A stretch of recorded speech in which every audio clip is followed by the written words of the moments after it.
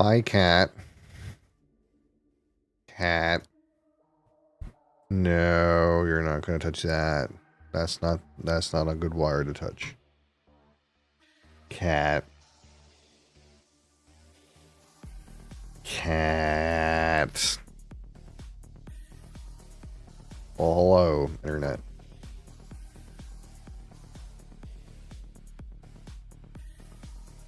Canada hype. Kitty. Kitty hype.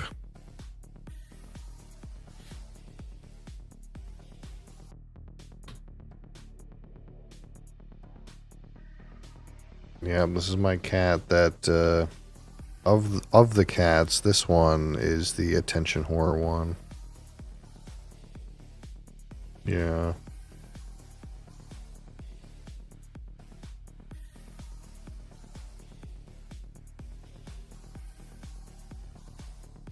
When people come over that she's never seen before, she wants them to love her.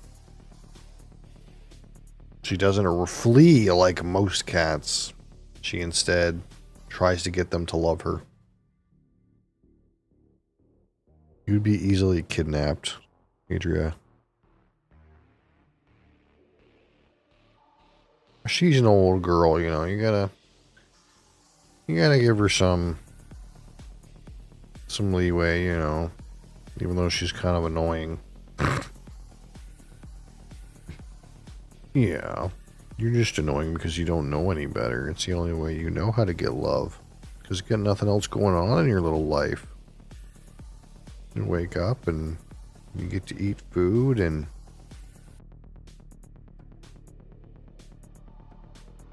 try to get love from human. That's pretty much all you got going on. Sleeping. She looked like Garfield, but cuter. Yeah, she's not a lasagna eater. She does have a higher appetite than the other one, though. Hey, leave that alone. Hey. She will eat fish and chicken and tuna. Yeah. At least you eat some stuff. Mosley doesn't eat nothing. He just eats only cardboard.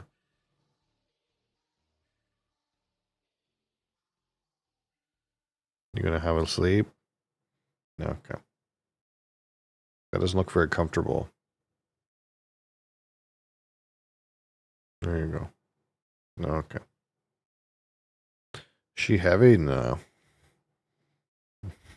Mosley used to be heavy, but he's not that heavy anymore because we put him on weight control kibbles. He doesn't know it, but his weight is being controlled against his will.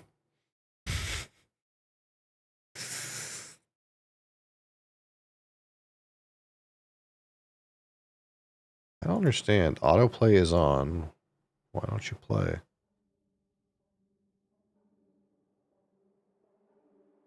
I've given you prior authorization to not require authorization.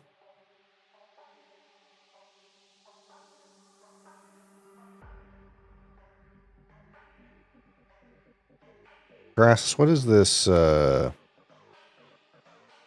World of Warcraft retail saga is going on? What is this?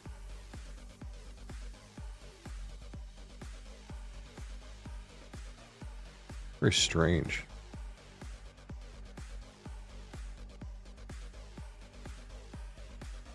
Just buy the game.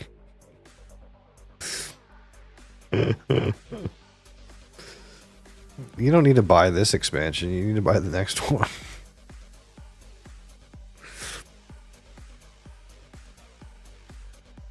Dilute calico? I don't really know what that means, if I'm going to be honest. I know what a calico color spread is, but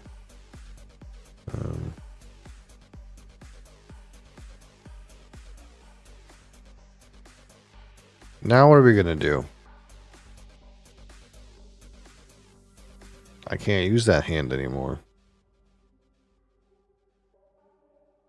She's purring very loudly.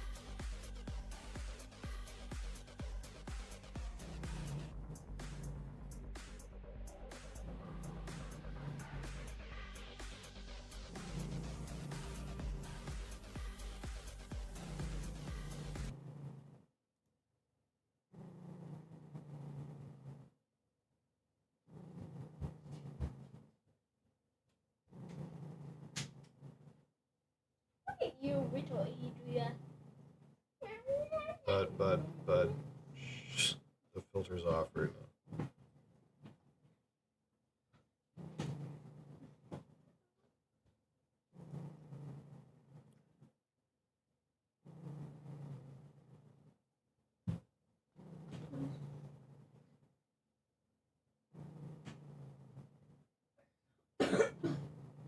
I don't know how well you can hear that, but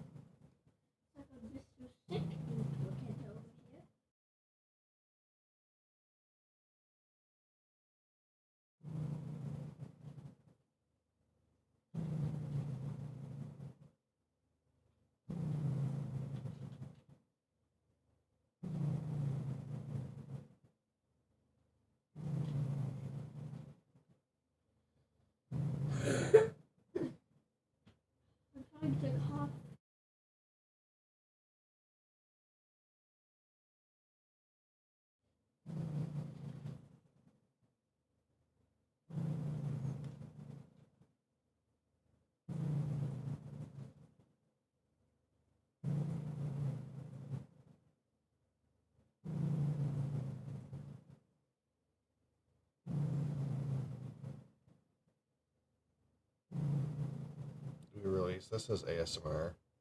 Is that how this works?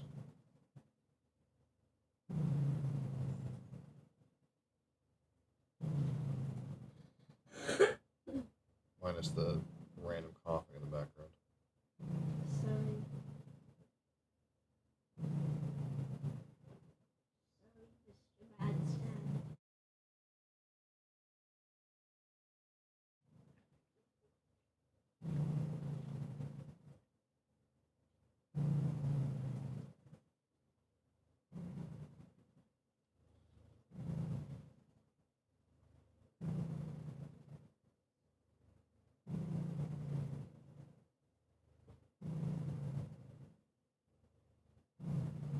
This is a delay of her regularly scheduled programming, but I think it's appropriate.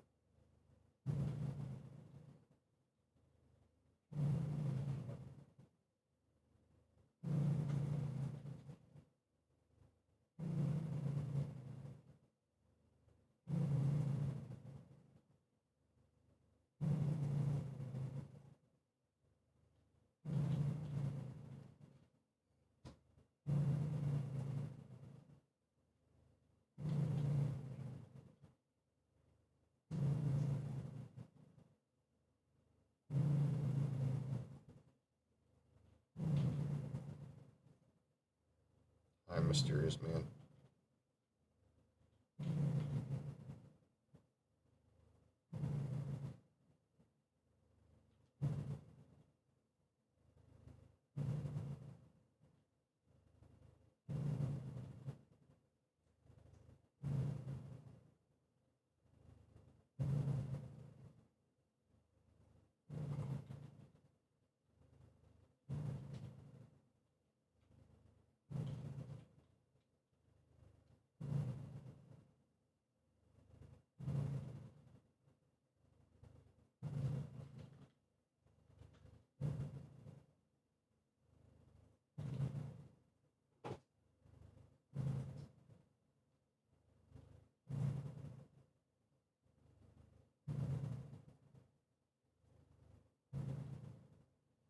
I wonder if it would be better if I turn off the expander.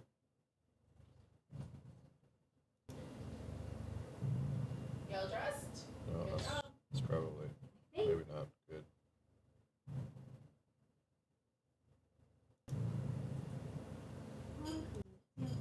Captures like probably hear like the whole room if I turn that off.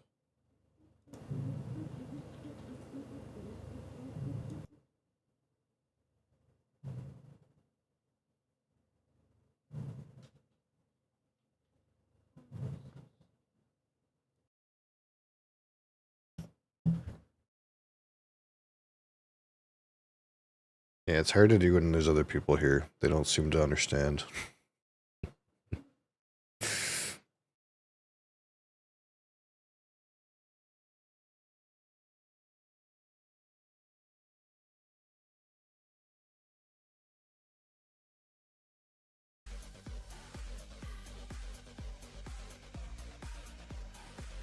Dustin Coulter. Is it Coulter or Coultier? Coulter. Yeah, no, she's never been like that. I don't know. She's never conformed to that stereotype, really.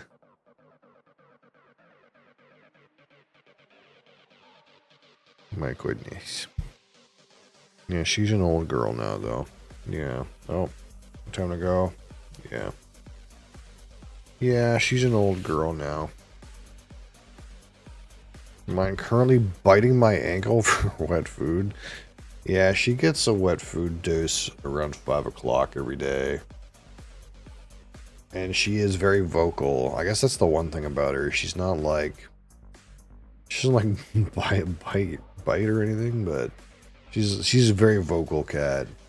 If she wants to like talk to you, she'll talk to you. You can have conversations with her.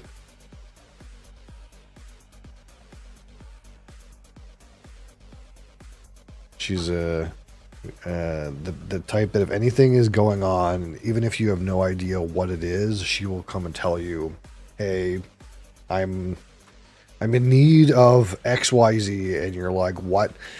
And she'll just talk to you, and you're like, "Okay, I don't know what you want, but."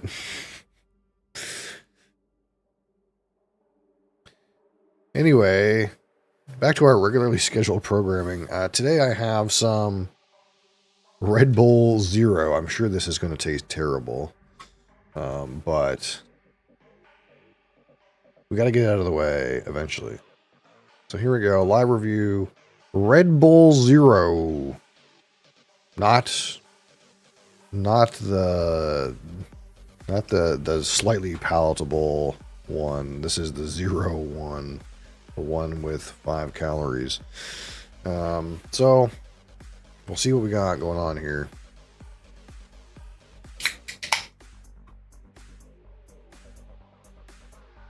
Danger infect this glass? No, seems fun. Looks about the same color as typical.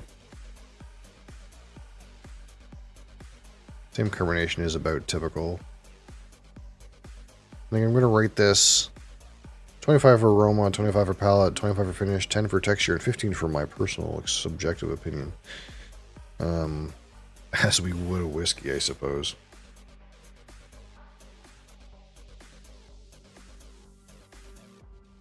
Scrolled and came back. Welcome back. Unfortunately, Cat is gone. I mean, she's right there. If you're on the horizontal stream, you can see her tail, but the vertical stream, she's gone. Apple juice? Ah, yes. It is apple juice with caffeine in it.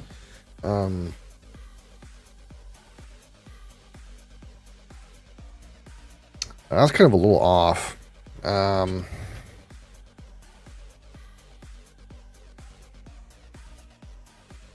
It does have a bit of an apple aroma, but it is a little off. There's a bit of like some kind of chemically aroma to it, which is not optimal.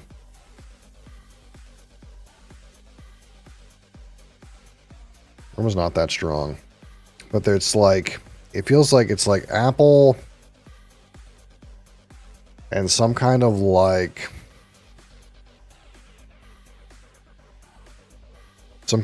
hospital note, like latex or vinyl or something. Not optimal. All right, here we go. Red Bull Zero on the palate. Cheers.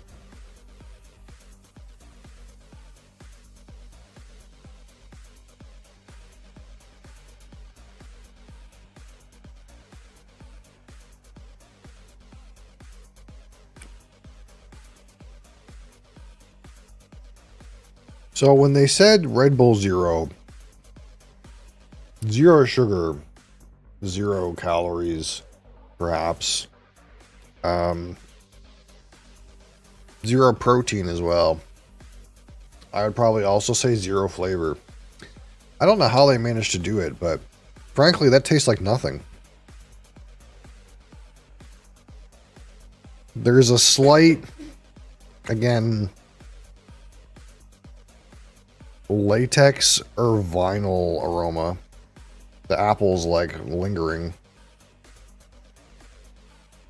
And it doesn't taste like anything. Not like good, bad, apple, sugar. It's zero. It's zero taste.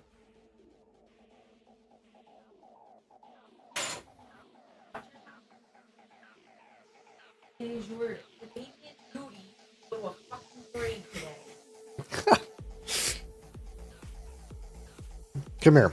Come here. You, come here. Come here. Can you taste anything out of this?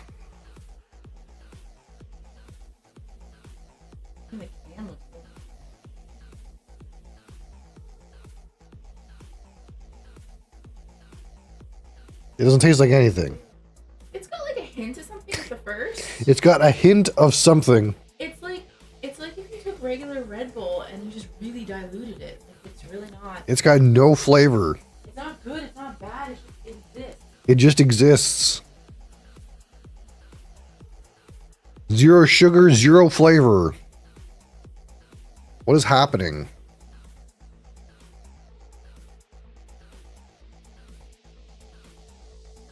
I'm pretty sure this is horrible, but it's not actively horrible.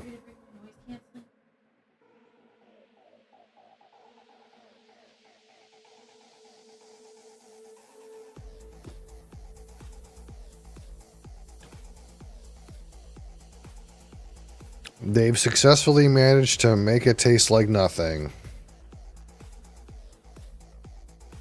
I don't know why you would drink that. Well, you would get the caffeine and the stuff, but it doesn't taste like nothing. You just chug it. You could shotgun it, yeah. It'll just take like a 5-hour energy. Well, I think 5-hour energy has other issues. I don't know if 5-hour energy should be legal. Okay, find your tablet.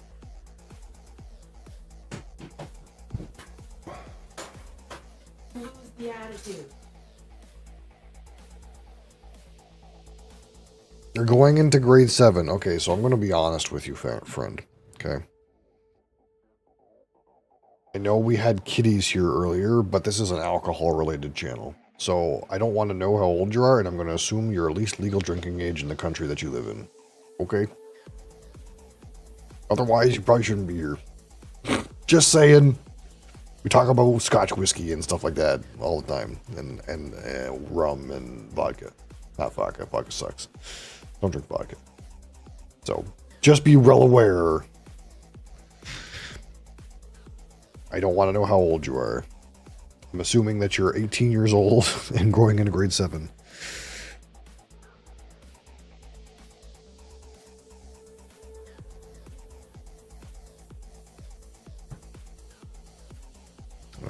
Because this is not the kind of content for people who are minors. Maybe this might not be so bad, but we talk about booze. It's a booze channel.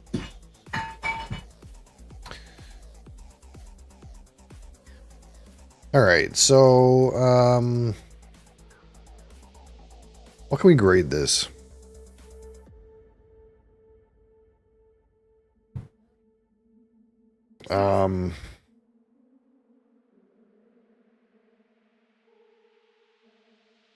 Have a good day. Yes, have a good day.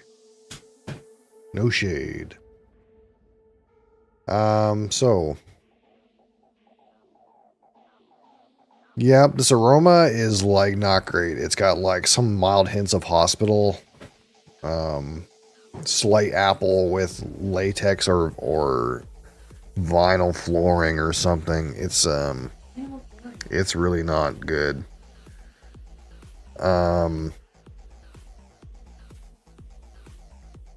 So man, this is gonna be terrible. This might be the worst drink I've ever had. It might be just actually terrible.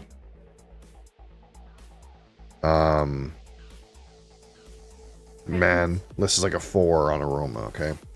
4. Alright, so onto the palate. At a 25.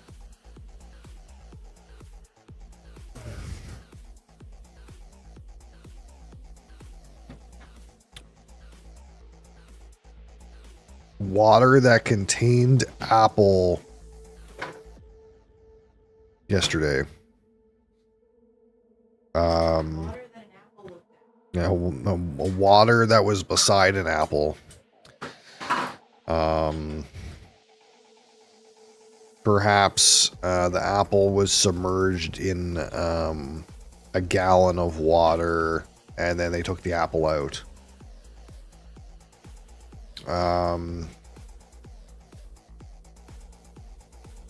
Like 5. We'll give it 5.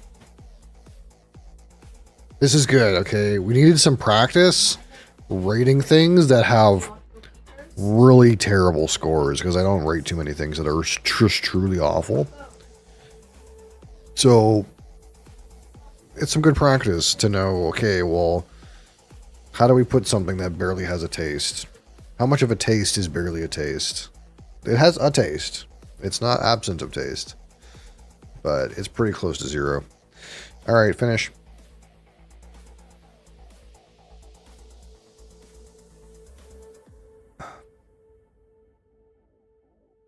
Finish, not so bad. Again, with these, if it has no finish, to me, that's like a middle of the road score. 10. All right, texture. Not sticky. Some carbonation, but it's okay.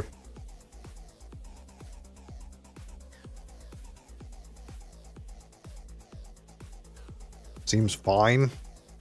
We'll give it a fine score of 5. All right, at a 15, my personal subjective opinion of Red Bull Zero, 0 sugar, 0 taste. You know, I've talked about drinks being pointless before. And usually they're pointless from a view of they're not so great, and there's something that's directly better that you should always buy. And in this instance, it's almost astonishing because this is a non-beverage in a lot of ways. It's because we talk about things from a flavor perspective. Not only is there, you know, things that are perhaps more flavorful than this, I think everything is more flavorful than this. I'm actually astonished with how low of a flavor amount exists in this beverage. If you gave me carbonated water, that slight like dryness that you get from the prickle of the Perrier in your mouth, that might be more flavor than you get out of this.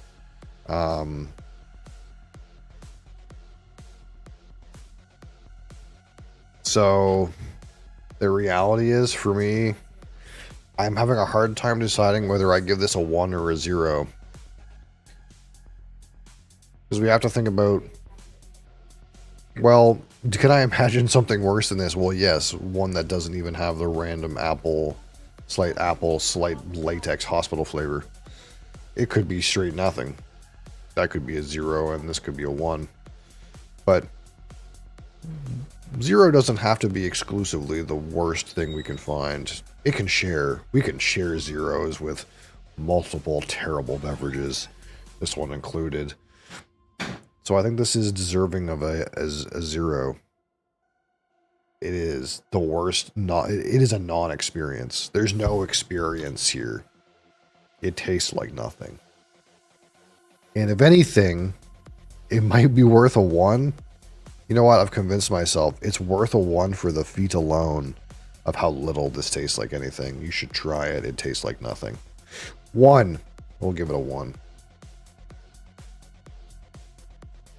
All right, if we tally this together, 4 and 5 and 10 and 5 and 1 is a 25 and a 100. This is poor. This is a poor beverage. Absolutely poor in every regard. The only thing that could have happened worse with this is if the finish tasted bad. Because I think if the finish tasted bad, there is a chance this might have been my first ever terrible. But that's really hard to achieve. Really hard to achieve. We'll stick with poor for right now. A mid-poor finish. I don't know what I expected out of this, but it wasn't that.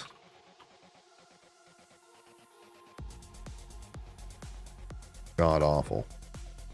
Truly. But that's why we do this. That's why we gotta try them all like Pokemons. Pokermans. Alright. Truly, truly god awful.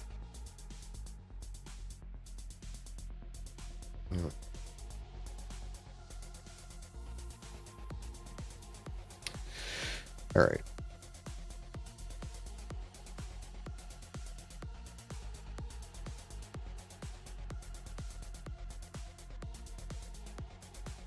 It's quite literally coming together. I'm about to recruit 2 more today. Then we're at 18 guys that have mixed, unsorted schedules that can't meet at the same time. I think that's what I read.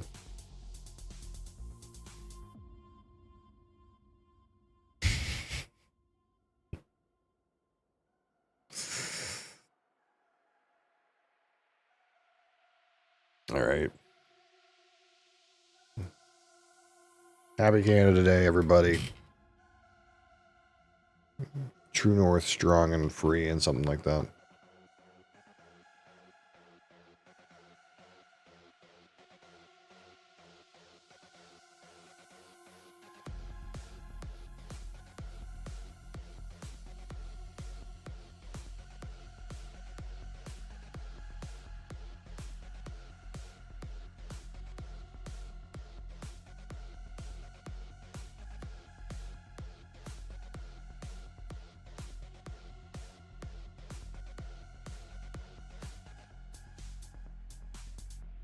I'll have to work tonight. That's good.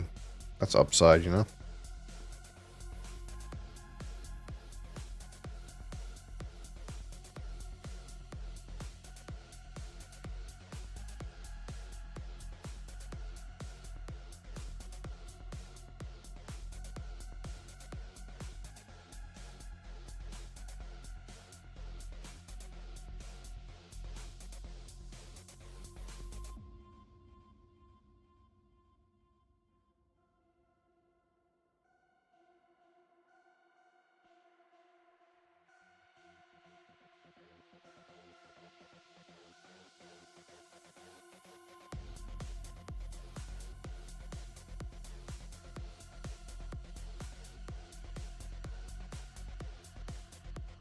I'll be right back.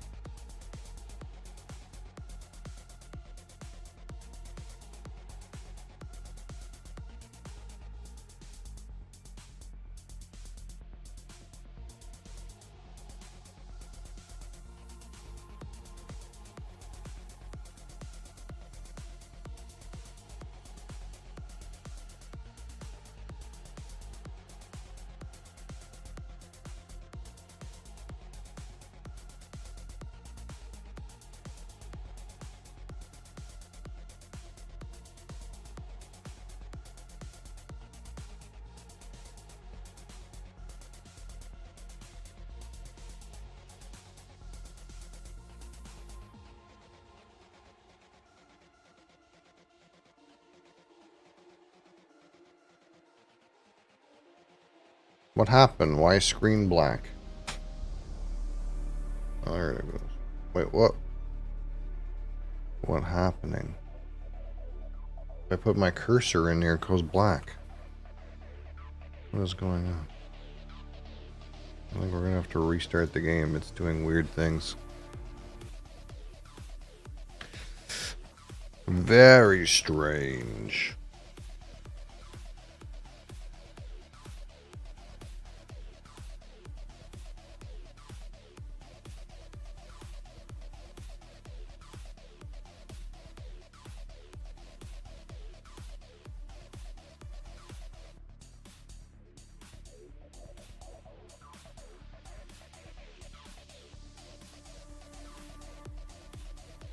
Well, can safely shoot this stuff. Doesn't taste like nothing.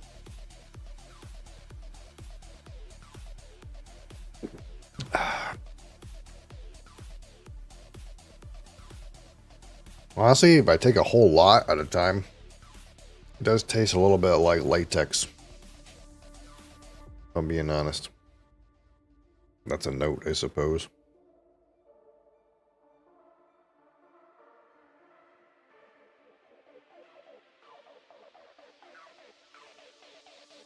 I'm not sure what's going on. I dream of it, amongst the wild threads of history, and the myriad of... Every time I click into the game, it goes black.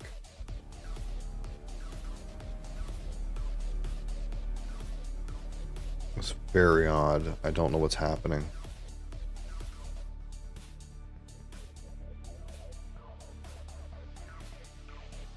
Whose fault is it? Is it your fault, Mosley?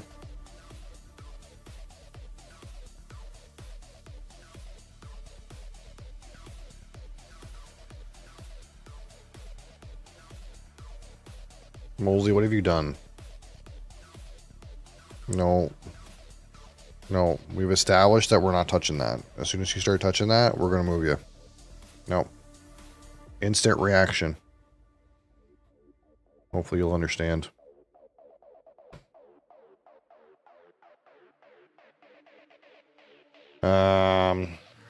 What do I do? What's happening? Is it this? No. No, leave the microphone alone.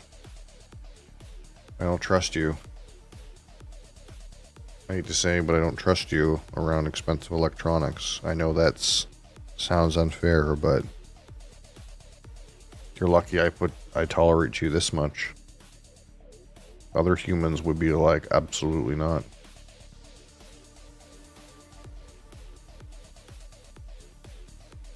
No. You can't. You cannot touch microphone. It's not for kitty. What is happening? Something very strange is happening.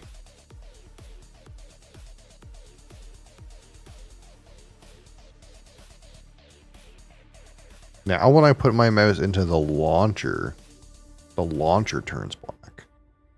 What's happening? No.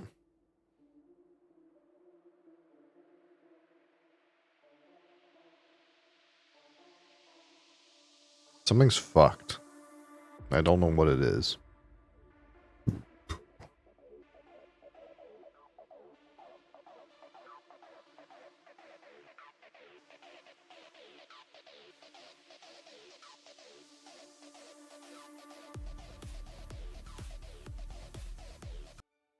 Let's kill that. Yeah, something weird is happening. I dream The game doesn't want to launch, or it launches fine, but anytime I click into the... Hold on. Mostly.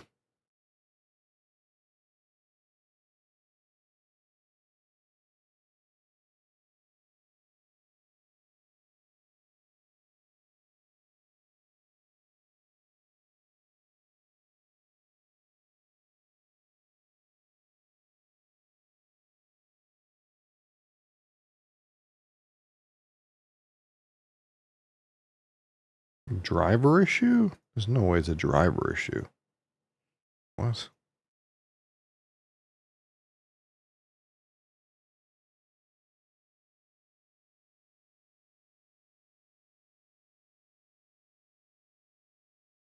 There's no way it's a driver issue. Ran this fine yesterday.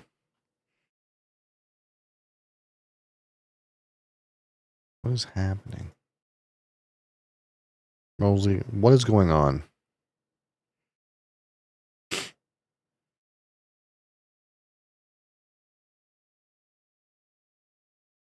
You think it's because game capture exists? Let's remove game capture source. Completely. So I just don't use it. It's been shit. You think that'll help?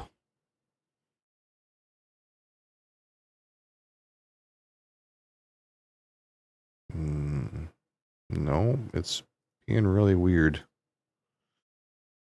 I don't know how to do anything about this except restart my computer, and that's a pain in the ass to do with a live broadcast.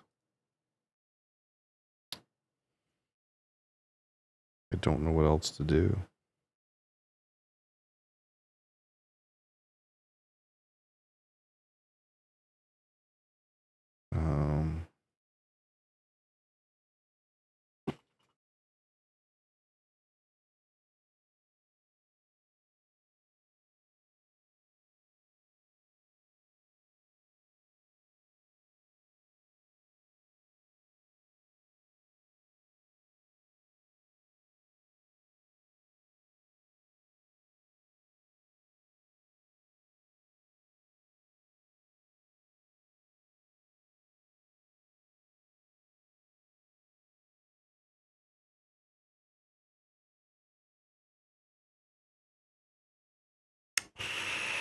Well,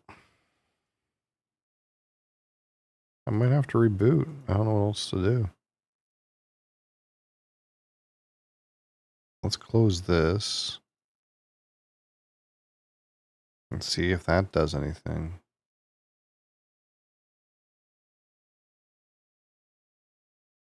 Was that it? Wow. I wonder if that was it. Very strange. If that was it.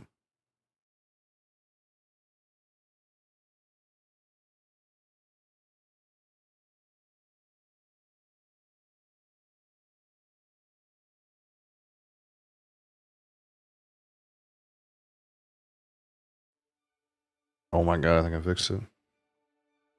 That's so weird. That was the weirdest solution. But it worked. What? I dream of... You know, Mosey was already up here. Oh, you're gonna get your butt... Oh, okay. That's not... It's a good thing that's not on camera.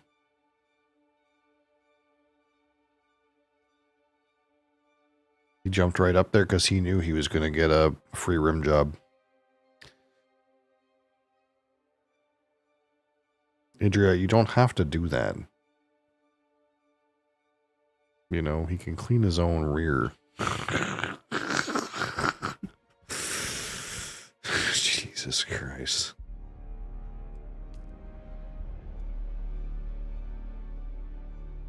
Well, he's gone now. I don't know if I want your... I don't know if I want you up here, though. You've been licking butt.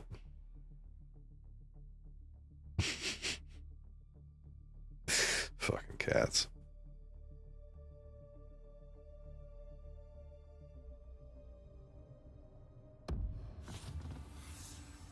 A Coriolis storm has reset the map.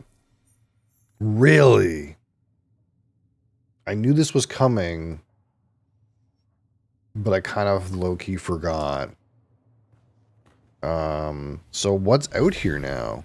Is some different stuff out here? Like, is it not?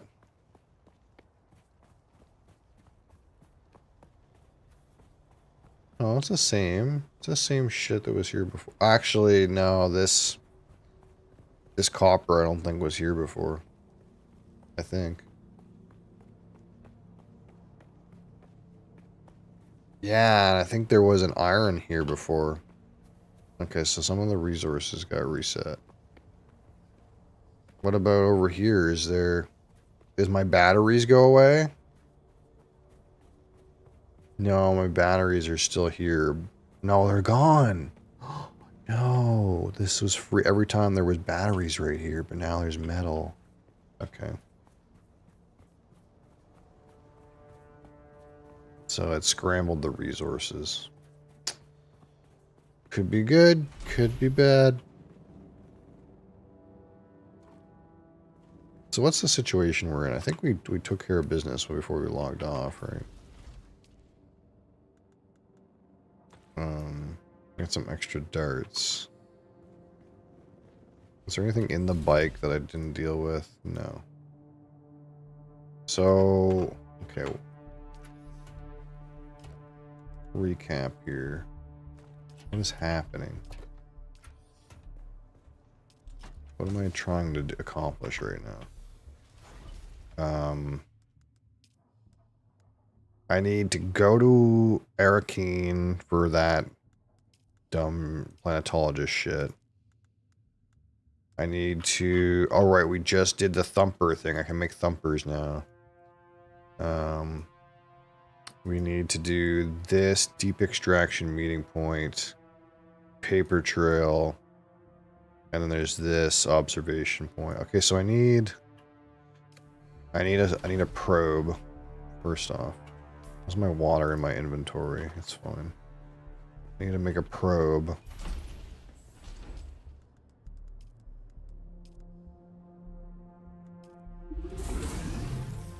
I might need two, but I'm not going to do that just in case. Knight Rider Sandbike Boost. Okay. So... we got our probe.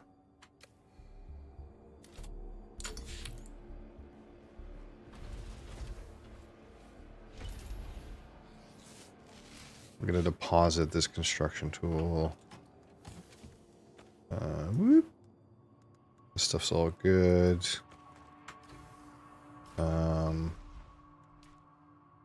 Skills. Right, we should probably do the Mentat thing. What is this? Increase headshot damage, reduce body shot damage. Let's just put that in. We're headshotting things now.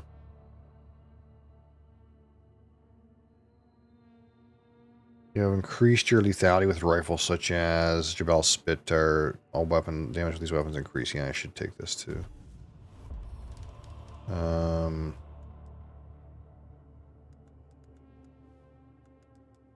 Things I don't care about. And I want to get this sword. I think this swordsman stuff. I think it's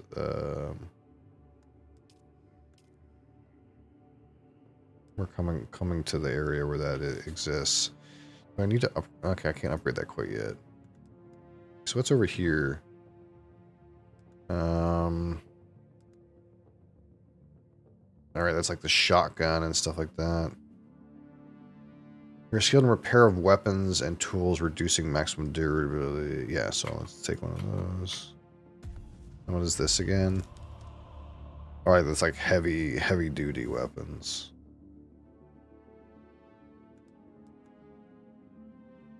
Okay. Lots of research points. Not having any want for those. This scout ornithopter, what is it made of? Aluminum? Aluminum? I'm not quite there. So I need to make a thumper though. That's... you know, if I've had any chance to harvest some spice, I'm gonna need some thumps. Let's make a oh no, not that many. Let's make a couple, and we'll just see how it goes. Oh, are they? Each one takes its own slot. Last 5 minutes, worm attraction intensity extreme. And I think my stick is worm attraction intensity high. So if I lay a thumper down, in theory, the worm will go for the thumper. That's the idea. We're just gonna put one in here and see how it goes. Mr. Bee's Knees, how are you? Are you on this fine Canada day? So we'll go up here, we'll probe, and then we'll come back, and then probably turn in and go in Arakeen. That's kind of like my rough idea of what we're doing. Not too bad. Don't have to work today. That's great. We like not having to work. I have to build a new bike soon. This bike is fucked. It's fucked.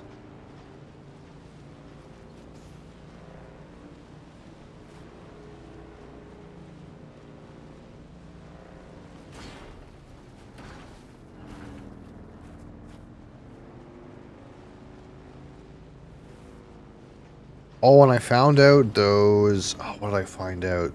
Sometimes you see those shipwrecks around. And I didn't know how to use them, but there's like a little windows. I can't show you with this thing. I don't know why I can, but there's like little windows you can like get loot out of. That's why the worm is like attracted to them. They actually have some sweet loot inside. And I kind of knew that must have been the case, but I was never sure. Off Friday and Monday? Nice. That's big. That's fucking big. The most tilting thing about Canada Day being on a Tuesday is like I had to work yesterday. That kind of feels like kind of fucked up. You know, you're like go to work on Monday and you're like fucking I don't have to work tomorrow. Why the fuck am I here today?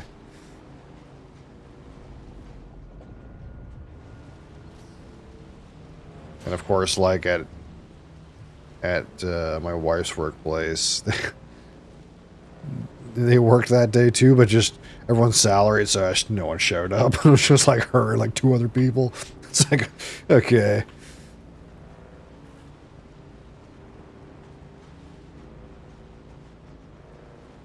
Nothing's getting done today anyway, you know.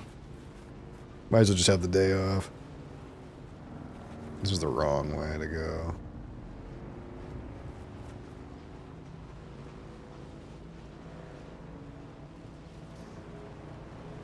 Oh, right. That's right. That little cubby with the loot, it's like right up here. That's what we were trying to sort out. So if I can just yeet over here real quick,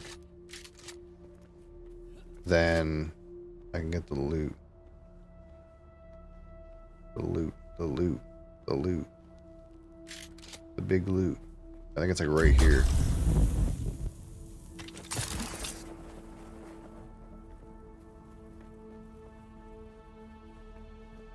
Yeah, over here. 4th of July, yeah. Did you just like take Monday off?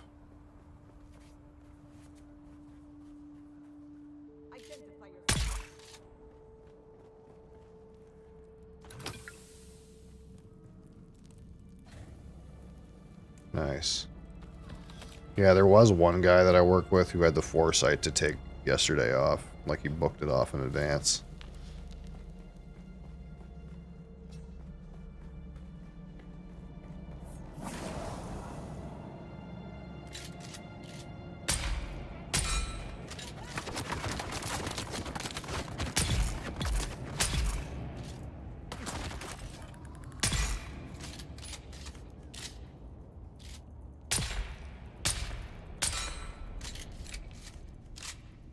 Not interested in fighting you, I just want the loot.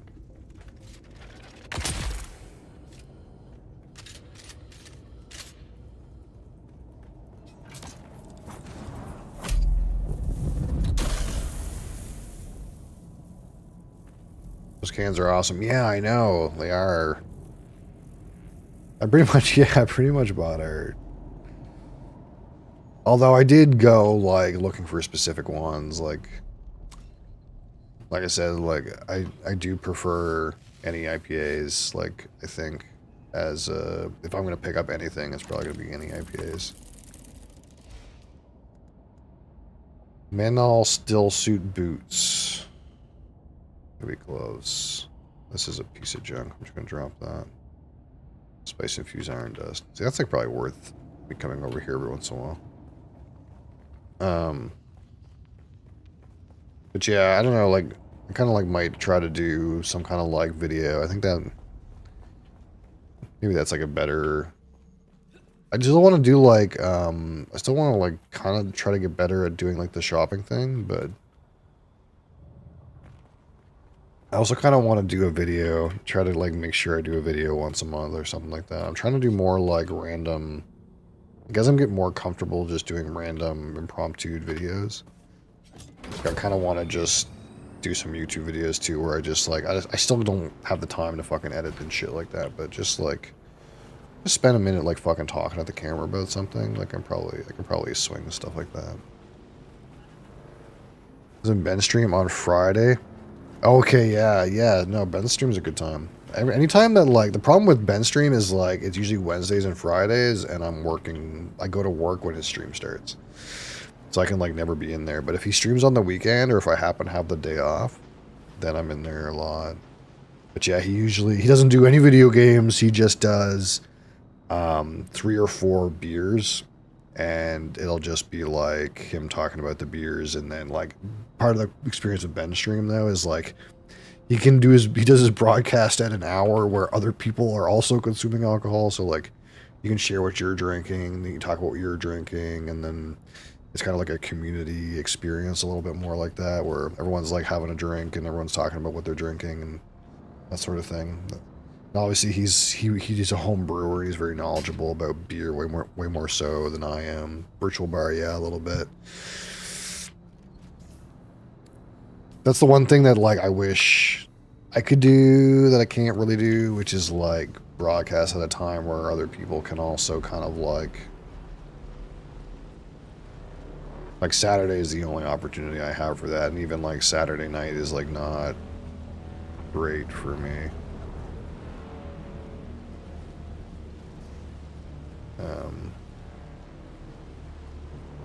But yeah, and then he does whiskey and stuff like that sometimes on the weekends. Like usually it's like if you raid his channel, then he'll do whiskey. But it's like way less in depth than what I do, right? Like it's kind of just like, you know, we'll have some whiskey and have a shot, you know, kind of thing. But the one thing that is cool is that, like, ever since, like, we met, like, I think it's almost 9 months now since Ben found me, like, all of his recommendations came from me, and, like, all of, like, a bunch of people's, like, whiskey recommendations came from me, so it, like, feels good. Like, I think the next whiskey he's doing is Redbreast 12, because he wanted to, like a regular, typical Irish whiskey, which I think you know that I'm not like a super big fan of Redbreast 12, but I think you were here when we were talking about it, but like, it's like one of the few like pretty affordable typical Irish whiskeys that exist that are single pot still. So we gotta watch over the quicksand here. Beerex, yeah. The thing that's different about craft beer is like craft beer is so local, right? So like Ben can like recommend you a style, but unless it's something that has really high distribution, it's hard for him to recommend you a specific beer, right? Because it's like all of the beers that that I got, I don't think they even sell them where Ben is, and Ben's not that far to me compared to like say someone in the States, right? So you can't really recommend someone like a beer or a brand, but you can say a brewery's good, but if they happen to visit, but it's kind of like you have to kind of explore the like craft breweries that are in your area in the styles that you prefer, right? But yeah, I do like, I don't mind stouts, but like barrel aged stuff I like New England IPAs. I'm not big on like super like double dry hopped IPA kind of stuff where it's like really bitter and really like vegetal. It's like more about like any IPA has like a certain mouthfeel, a certain weight to it, and that's what I really like about it. It's more like juicy a lot of the time too. And anything that's just like a kind of a blonde, kind of like not too bitter sipper. But I do like some like amber, like Irish reds. I kind of like some things get a little bit into the bitter. I don't mind, but I could try more. That's part of it. I could try more. Holiday this week, and I guess everyone's on vacation. My daughter class only had 3 kids in it yesterday. Yeah. I'm off today as Canada Day, and like I was saying earlier, at my wife's workplace yesterday, there was like 2 people working. It's like it's just one of those weeks of the year where people like phone it in. We gotta be careful we don't get into the quicksand. There's quicksand right there. Right there.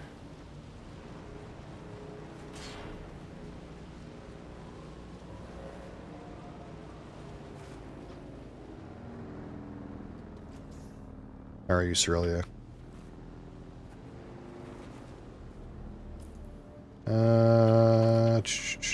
We gotta go up and around.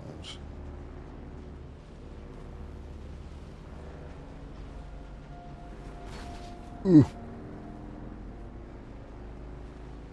Yeah, my son's already done school for the year. They usually end in late June, like third week of June. Although he wasn't even like, he didn't even like really go to school on the last week because he was he had that like strep throat, scarlet fever thing going on. That was fun.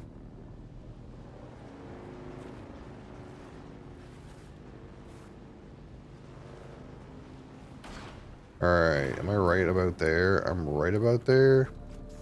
Let's see if we can park. So how high up do I gotta get here? 113. You think I can get that through this mountain peak? This might be a little too... This might be a little too short, but let's just try. Usually don't like IPAs, but I had one over the weekend. It's by Voodoo Ranger. Yeah, that one's actually got that's actually got a pretty good distribution. That Voodoo Ranger stuff. I can get that beer. So it must be pretty popular to have like that wide distribution. I've seen that beer around here before.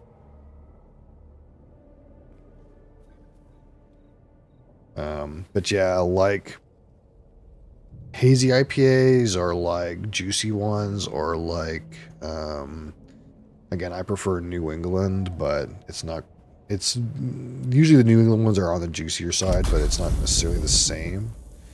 It's like less about the hops.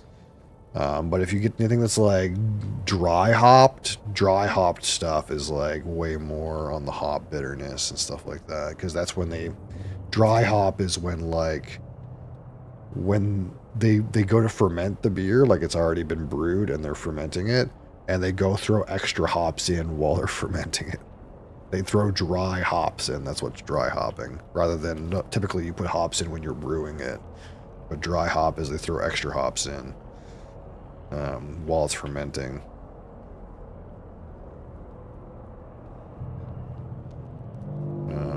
Those are usually like way more potent.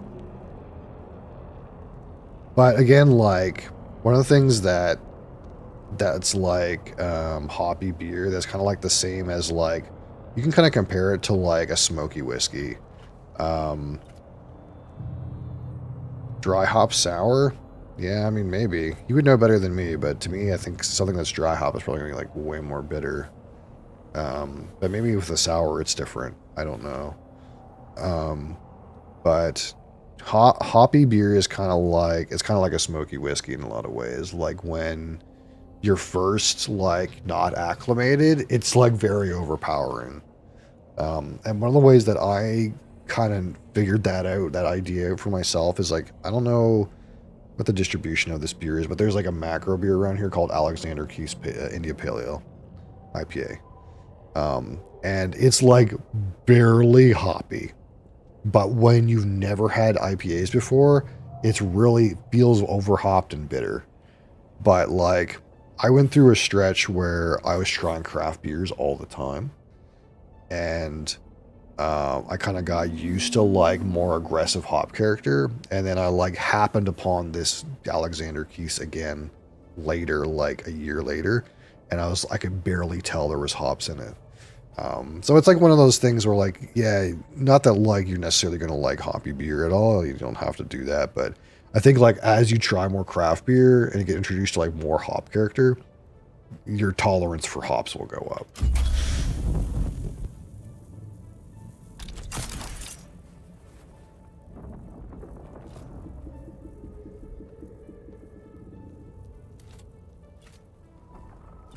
All right, is this high enough? 15 more meters. Yeah, so what we're doing right now is we're going to send a probe out and survey this area. Because right now we have no idea what's here. So we're barely across the line into the new zone. So we'll see what we can see here.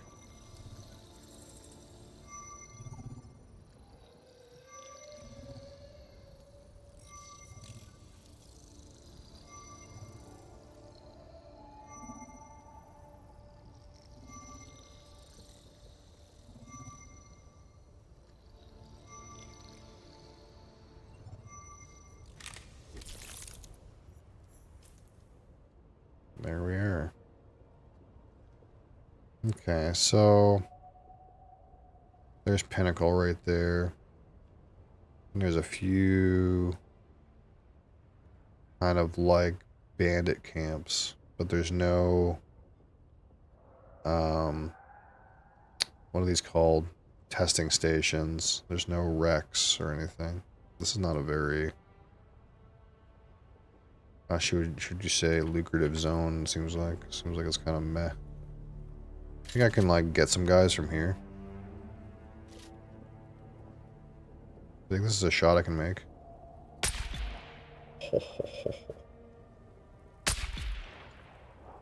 At this range, it's hard to be accurate enough to hit them in the head, but I hit them.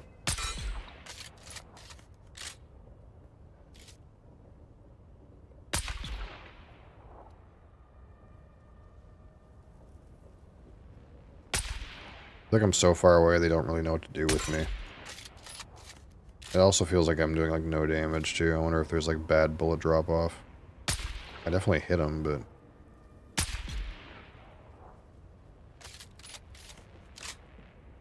not seeming to do very much damage.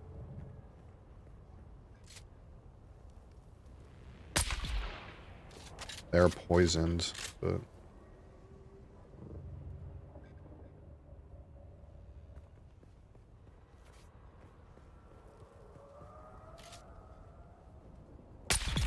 there we go.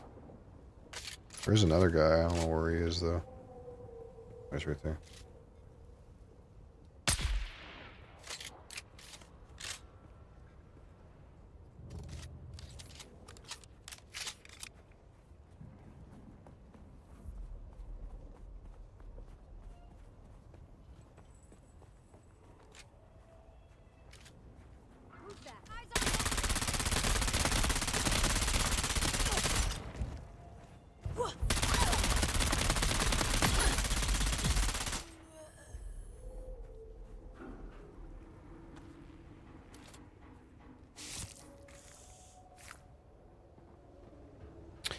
Whoop.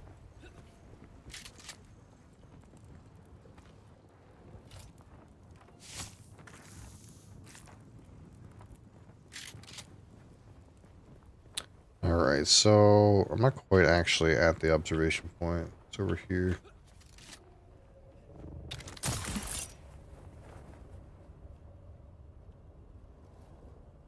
Whee!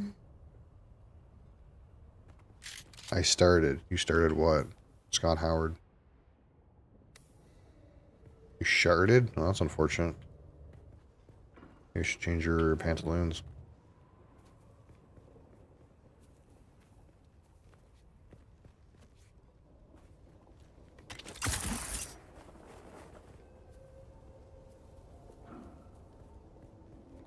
Your knickers? Yeah, I mean, if that's what you're wearing. You seem like the kind of person who might be using chaps. Oh no! Fucked up.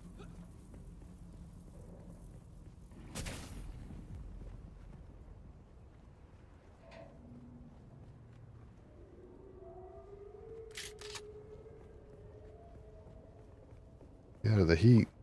We gotta get out of the heat.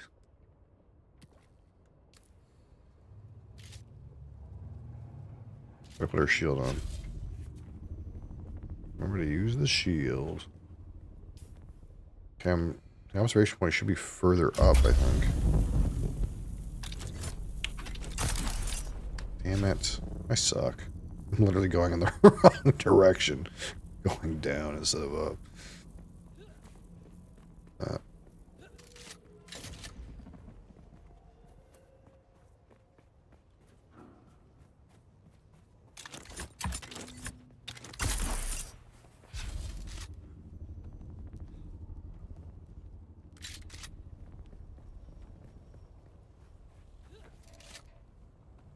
Why is there no mobs?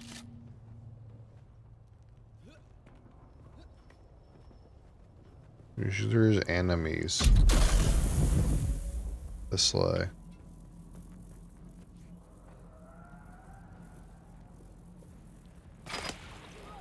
Guys shoot me from over there. Shit. Come here. Come on. How about you? Fucker.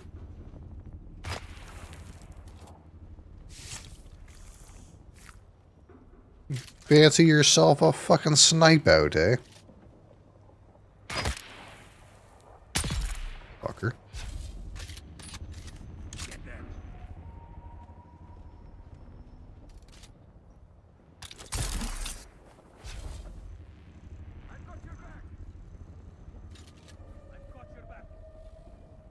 You got my back.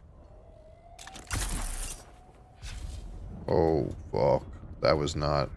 that was not optimal. God damn it. Back. I feel like I just fucking fell down the snake in Snakes and Ladders.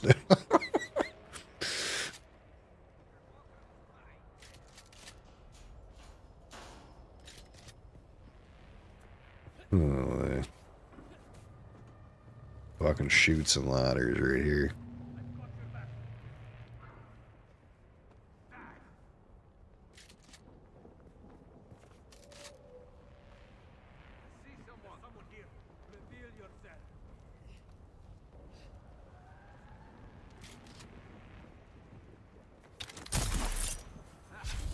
Oh my god, sometimes it's hard to get a grapple. You like hit the, you like hit the wall and you like knock yourself out.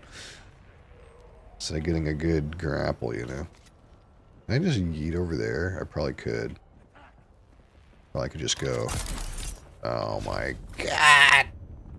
Yeah! That was a good idea.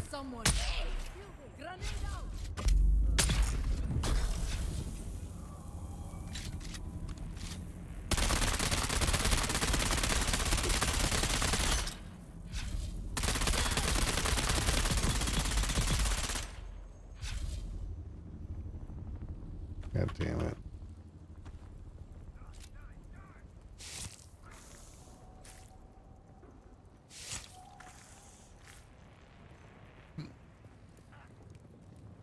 Hi, Retica. How are you?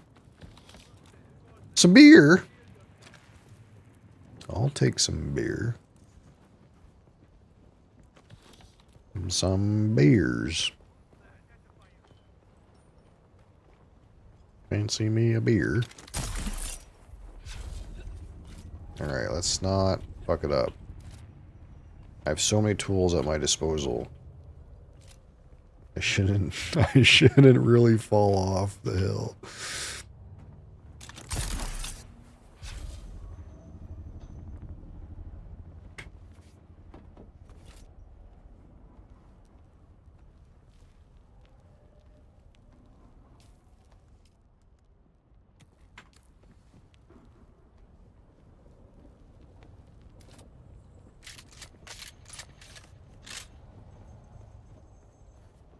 Yes, I did. I did reach 300 subs on YouTube. We're making some progress, that's for sure. Oh, you fucker. Almost fell off. No. God.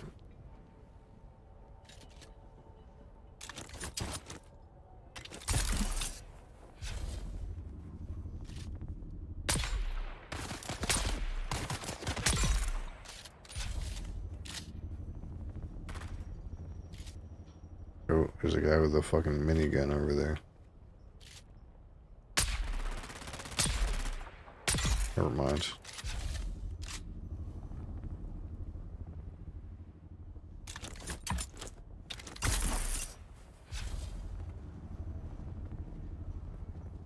Got any good loot? No?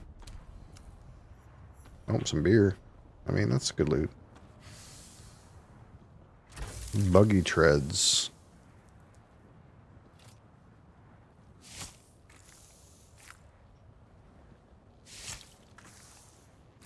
Let's see what we can see here.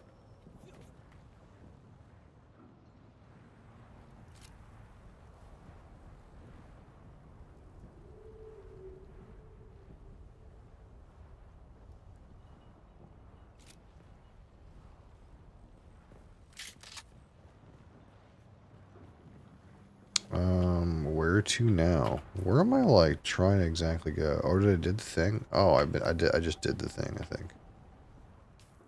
So I gotta talk to this contact issuer.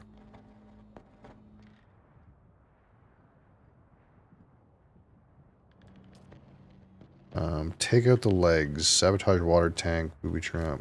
Where's this?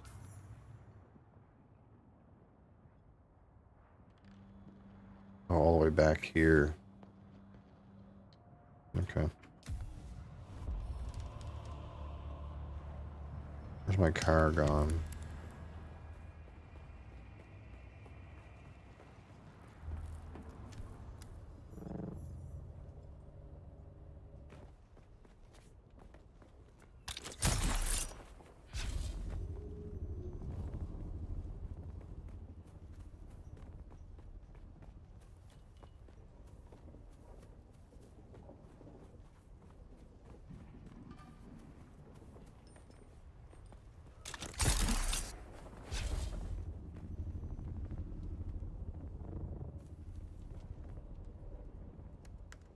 Alright, let me kind of scrounge up here these treads. I think that weighs anything. This weighs 2. 1.2. 1.3. 14. Let's get rid of that.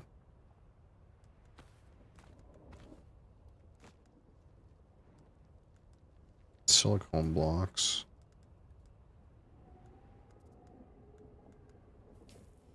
Yeah, let's put this old fuel cell on the ground. I'm not going to need that.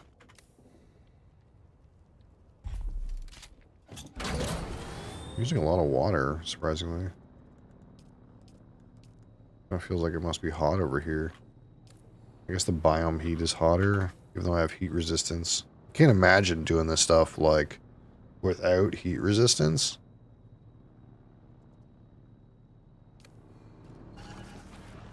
Your character would be, like, downing water. Which, you know, I could afford to do. To, like, have a, you know, heavy armor on, but why spend the money? Why spend the water? Water is life.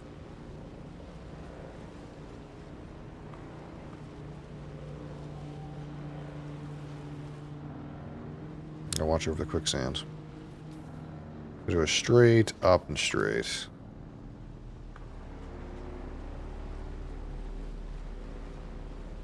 I have so much steel at home, I don't think I need any of this carbon. We're just gonna chill. Wait, is that the way? No, it's the next turn. It's the next left. Not this left, the next left. This left here. Big left.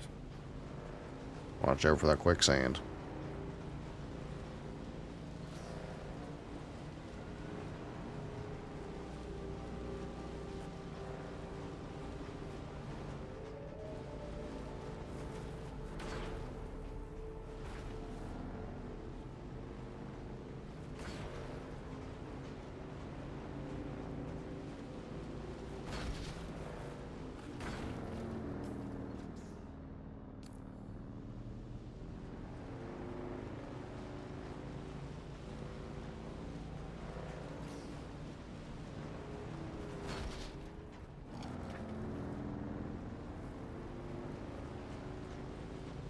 Your screen is connected to your TV and you're texting through it?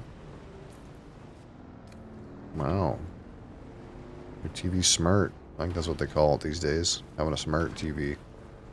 I only have a dumb TV.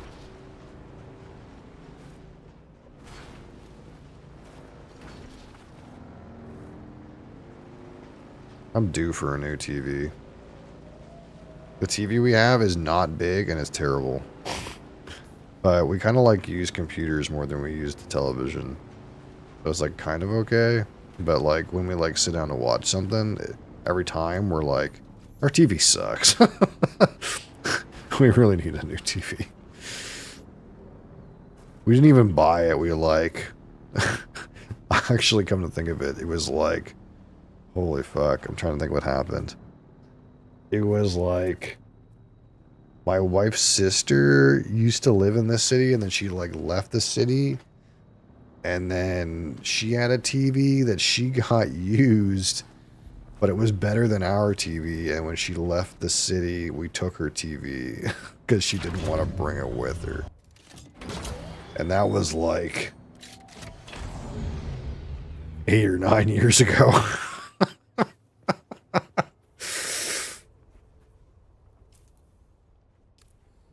I could have just like bought 1 or 2 less whiskeys and had a good TV by now. But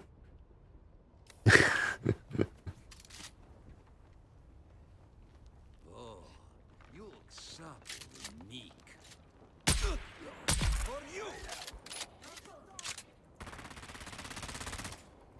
can't fucking see you, you fucker.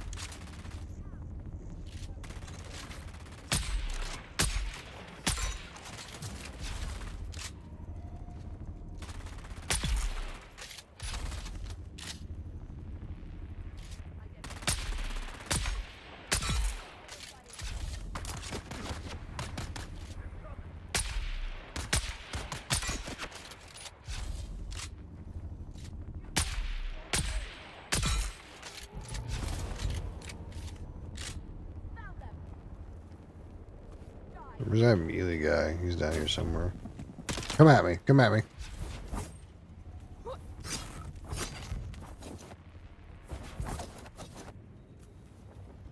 Come on. Oh, fuck.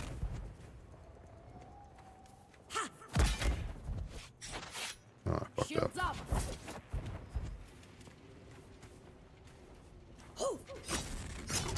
Fuck it.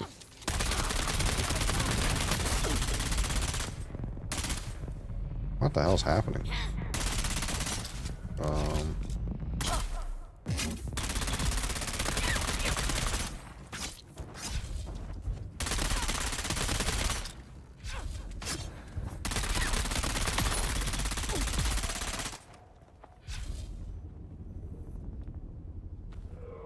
Slaver Scout Pants.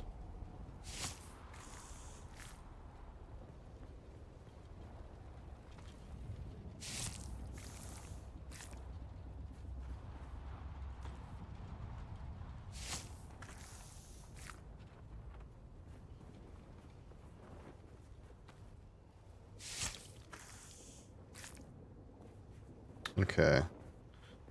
What about all these other fuckers I killed up here? See if we can get their corpses before they disappear. There's always the kind of weird thing about this game is like you get to an area like this and you aggro a bunch of monsters and you kill them all. And then like by the time you get to loot them, their corpses are disappeared because it took so long to like do the encounter. I like harvest this thing. Feels like I should be able to.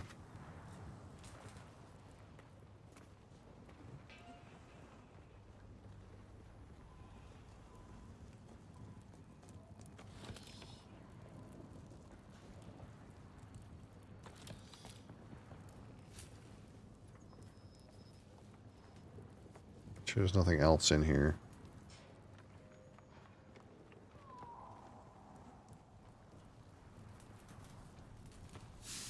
Slaver Scout Jacket. Here's the intel.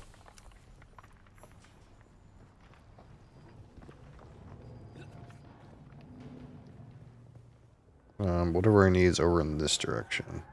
I kind of want to make sure I don't like miss some kind of like loot or something over here. That's ammo. I don't care about that. Why is that not hitting?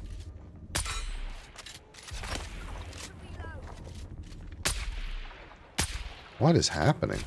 That's right on him. I think it was like hitting the like roof somehow.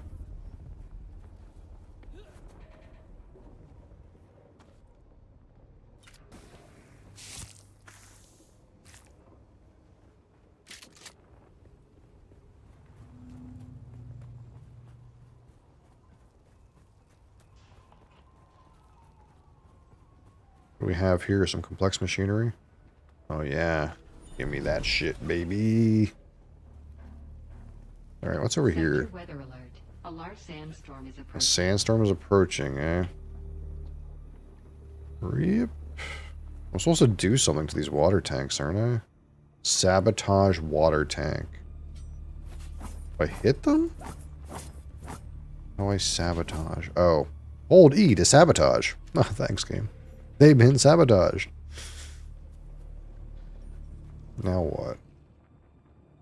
Booby trap crates. Any of these bikes up for grabs? They are. I guess this looks like a shit bike. I don't like want any more shit ones. A couple shit ones to get here. There's a sandstorm coming from over there. That's sabotage. Sabotaged. Enter the sorting center. Or that's something else. Weather alert. A large sandstorm is approaching. Yeah. Alright, fine. We'll hang out in here.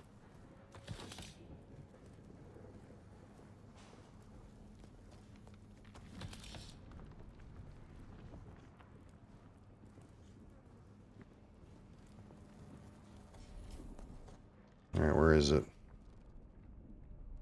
Here it is.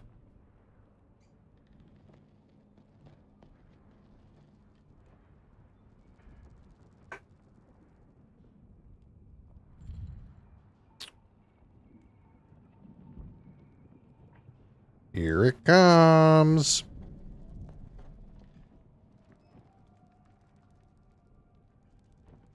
I wonder what's at the top of this mountain. It says there's sand trout leathers and still suit tubing. That's kind of cool. Maybe I should try to go up there.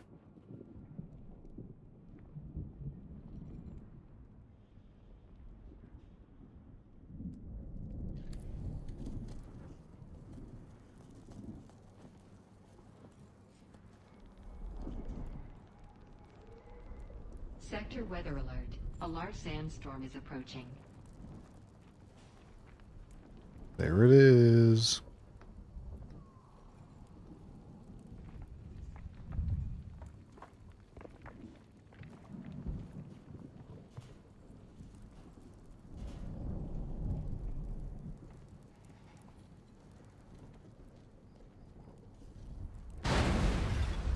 Oh shit. What the fuck was that? Whoa. What the fuck? All those bikes that are out there are blowing up. Fuck.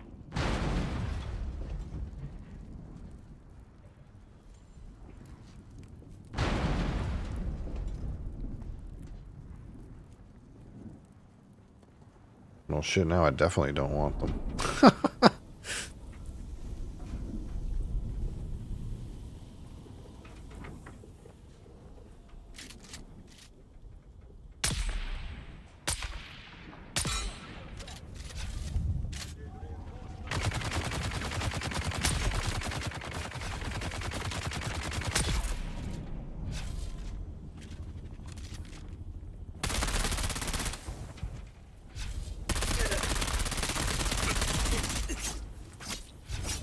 Ow.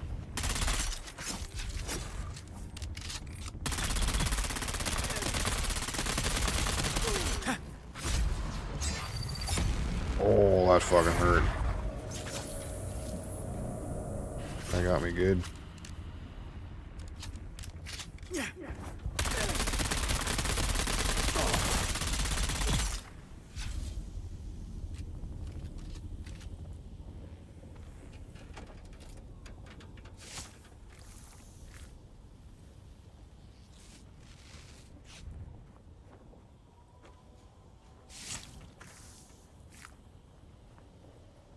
See what this guy got on him.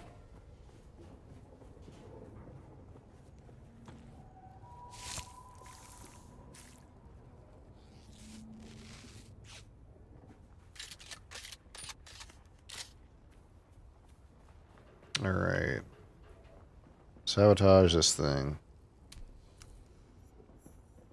Now what? We good? Call the guy. Okay. Call him up. Tell him it's sabotaged. Now we gotta go somewhere else and sabotage more stuff down here.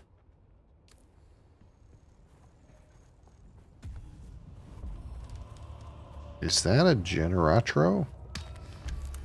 Try to nick some of that power. Some more power here.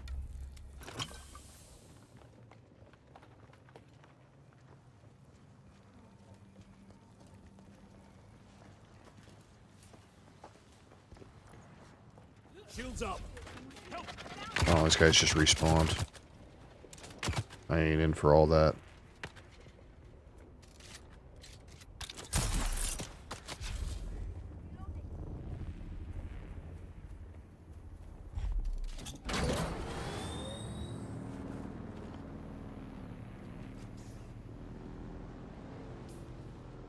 We're gonna go south. Gonna wash over the quicksand.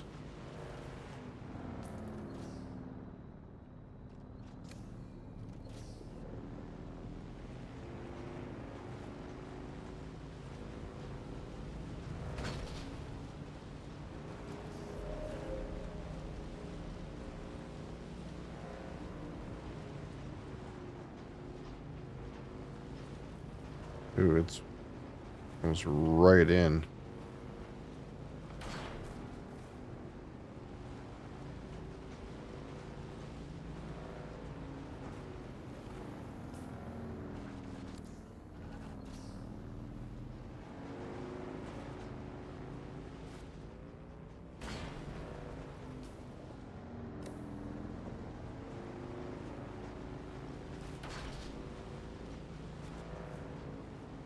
See where can we park this?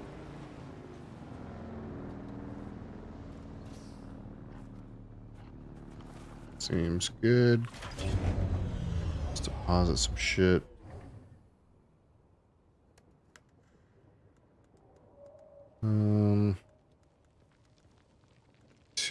Two.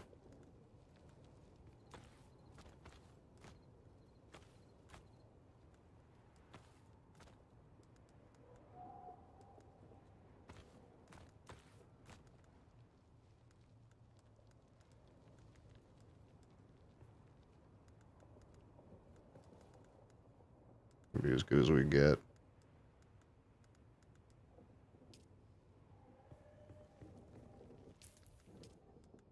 I feel like I'm consuming a lot of water.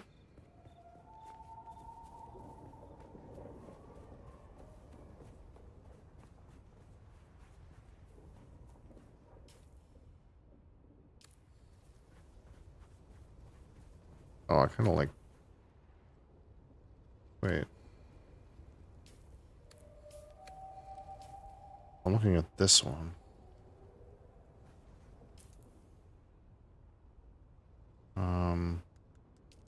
Can I like tell it to pay attention to this marker? Track. There we go. Sabotage ammunition stores.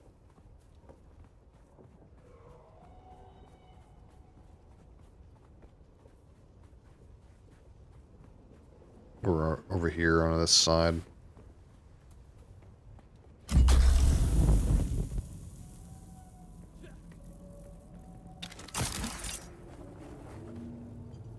On this ridge.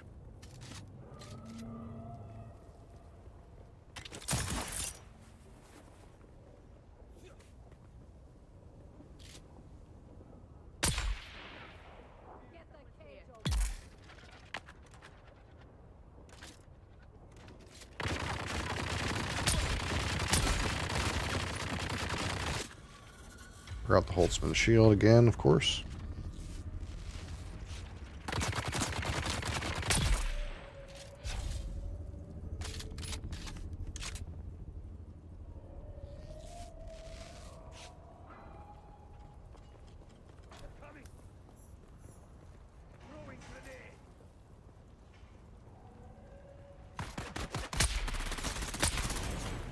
Went right through his brain, dude.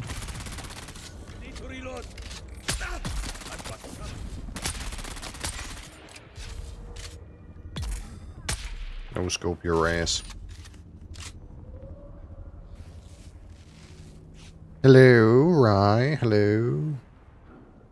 Hey, hello. Why, yes, I am an interloper. What of it?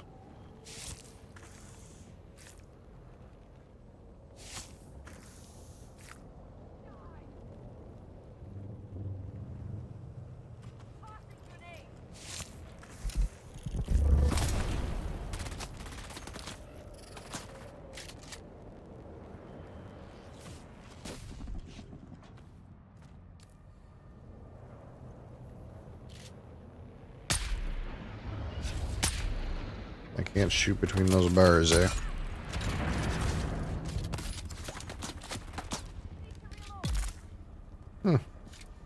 That's the poison.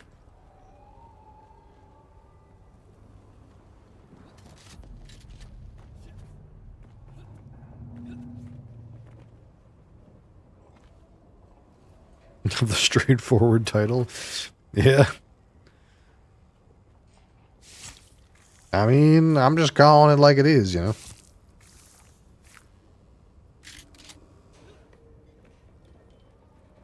Alright, let me do some sabotaging. What can I sabotage around here? Sabotage this. Sabotaged. Oh, what do we have here? Some complex machinery. I seen that generator over there. I will be partaking in your batteries.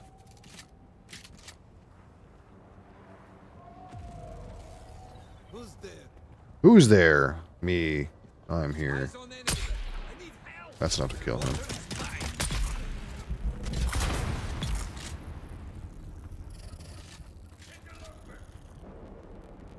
Interloper, where?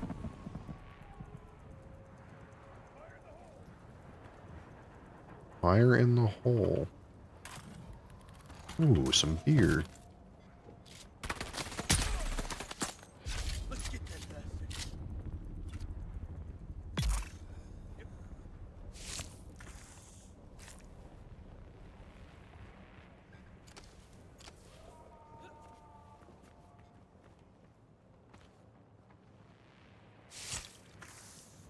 I must be near my blood capacity. We have sucked many bloods. Yeah, we're getting there. Am I enjoying the game so far? Oh, excellent. Excellent indeed. The only problem is, I'm not enough of a no-life to keep up with everybody else playing the game. I'm quite behind. But that's okay.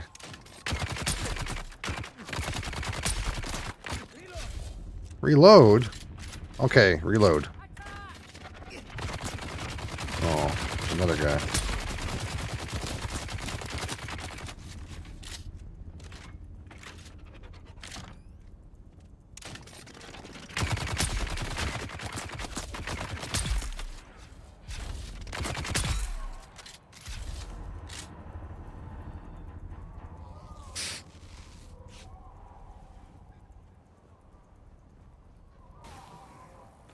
Playing the solo? Yeah, for right now, yeah.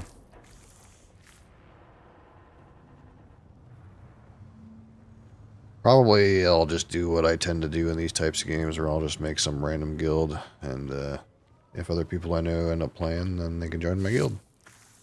But I'm not really having and or necessarily looking for a group, no.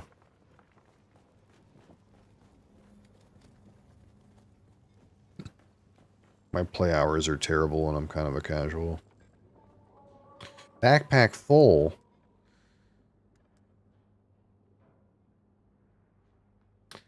Thing to purchase, but everyone keeps telling me it's not a good solo experience. It's an interesting take. So it depends on who you're asking and in what part of the game I think they're at. If you haven't played the game, basically there's like a couple different... How should I best put this? There's a couple different stages.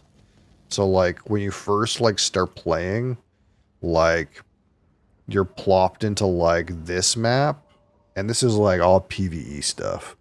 And there's like quests, there's a story, you can build your base, no one can attack you, there's no PvP except for like these little green sites. If you go to these green sites, it's PvP enabled. Win a lot of Rust-like experience, you know, get run over by guilds. Yeah, so there's no PvP in this part of the game. No one can blow up your stuff. No one can kill you unless you go into these little green wrecks, these shipwrecks. These are PvP enabled, except for like the first one. This one's not. But this experience so far for me as a solo player has been like, you get to build your base, you get to gather stuff. There's like an RPG element. There's some story stuff going on. You get to level up your character, research new blueprints. I can't see why, even if you just played this part of the game, you could easily get like 100 hours and enjoy your time by yourself.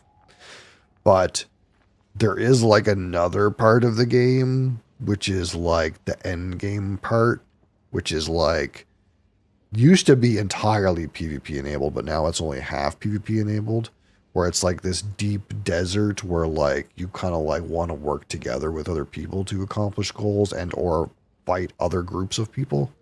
I haven't gotten to that part yet because I'm just taking my time, so I can't like comment on a solo's experience for that part of the game.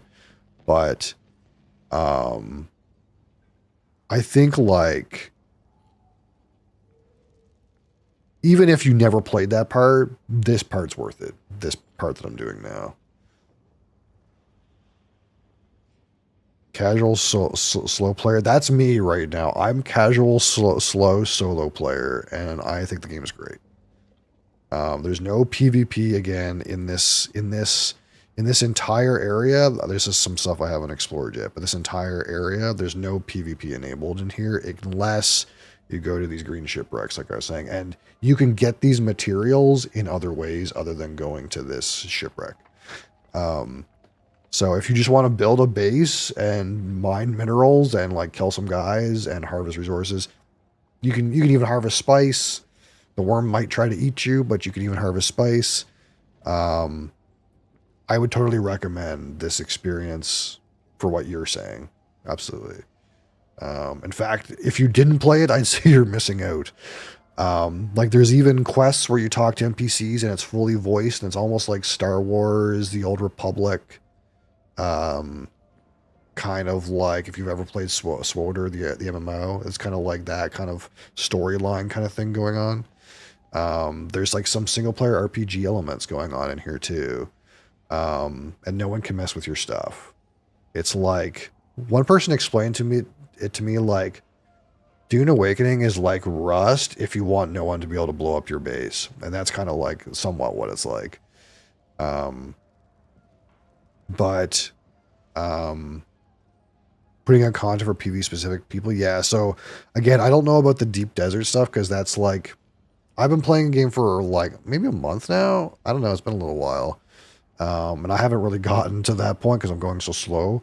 Where you go in the deep desert, and like it used to be the deep desert was like 100% PvP, but now it's like 50% PvP. So like the deepest parts are PvP now, but like the shallower parts are PvE, enabled the same as this. But you might have to fight over people for the resources. I don't know. There's still the worms, right? The worms will still eat your ass. That sounded bad, but you know what I mean.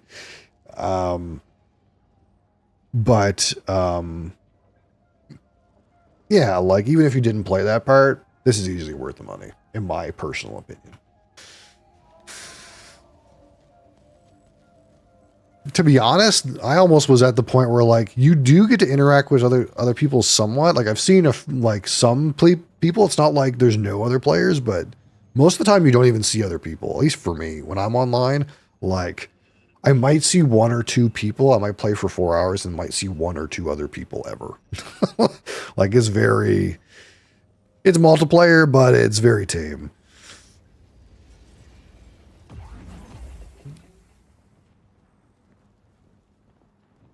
Proximity voice chat is a thing. Yeah. I've not used it. One guy, there was one, I've only had one guy ever try to talk to me. And it's because, like, I was trying to mine spice, and he had a helicopter, and he came up beside me and said something about a thumper and then left. And I don't know if he was trying to tell me, you need to use a thumper to do that, or if he was trying to tell me, I'm going to go lay a thumper for you. I don't know what he was saying, but, yeah, there is proximity voice. Personally, I forgot it existed till that guy talked to me, and I'd probably just turn it off. To be honest, like I would probably turn it off. If it's just there's so little people trying to interact with me that I haven't even thoroughly thought about turning it off. Like you see other people, but I never really like had someone come up to talk to me except for one time. So in that way, maybe feels like a little like not multiplayer enough, maybe, if you feel like you want more people around, but there are people around, just not that many. It's very server segregated. There's a build limit, sort of. So kind of how it works is so I have a base. Here's my base here. So you can have up to 3 fiefs. They can be advanced fiefs, or they can be like small sub fiefs. And basically the advanced fiefs are bigger. The sub fiefs are smaller. The advanced fiefs can have like more stuff in them. And basically what happens is you set this like marker down, and it says, like, it gives you an area which is like your fief, your area to control.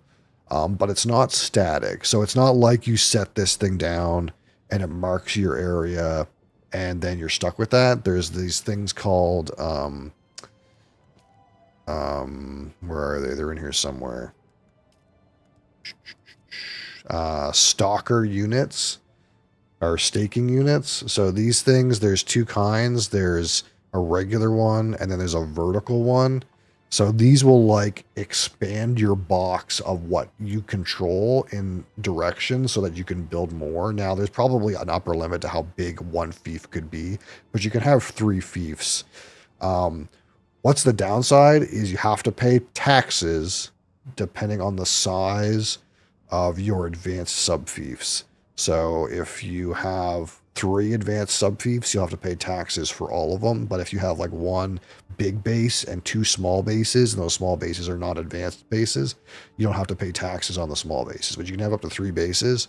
And my understanding is if you use these staking units to make your fief bigger and bigger, you have to pay taxes every week for how big your fief is. And I don't know if this is like exponentially growing, or if you get to a point where you add 1 more staking unit, it like doubles the taxes or something like that. There's probably like some kind of mechanism where you can continue making things bigger, but it becomes more and more expensive such that it's unrealistic to really build to a certain size. I don't know for sure. I just know some people have really big bases and you pay a lot of taxes. That's kind of like how it works. And if you don't pay your taxes, I don't know what happens actually. That's maybe something to look up. Don't pay your taxes in Dune. What happens?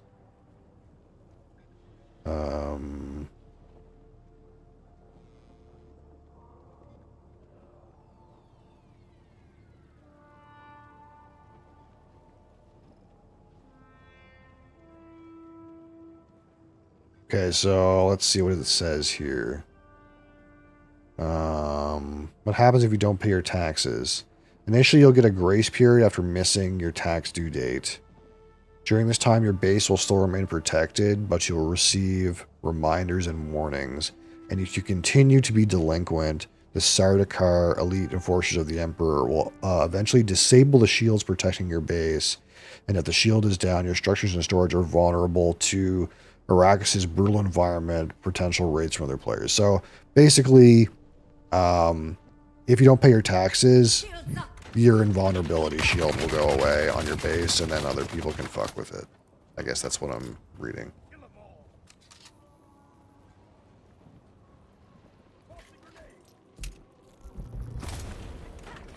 If you don't come around for a while, yeah. So there's a couple different systems like that. Again, there's taxes.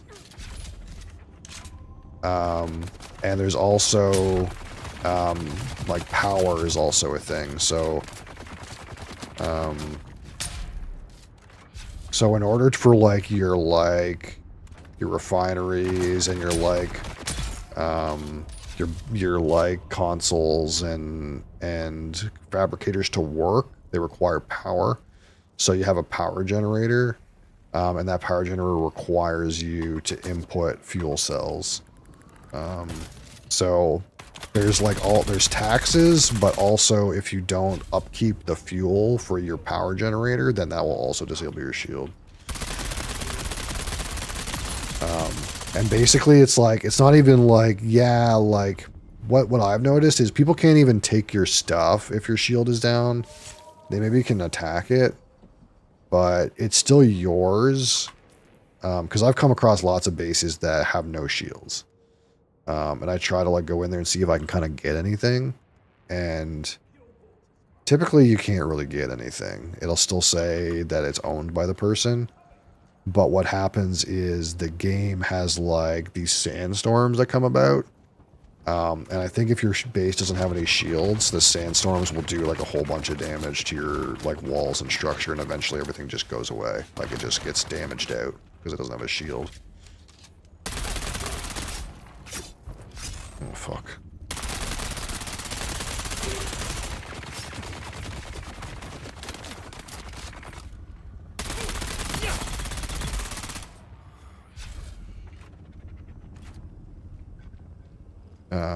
But again, I'm not a Rust player. I've never like been a survival game player. So like I'm mostly like an MMORPG kind of player. So the fact that like I'm not finding the systems the way they're implemented to be particularly punishing for someone who has no idea when it comes from like I've never played Rust, for example.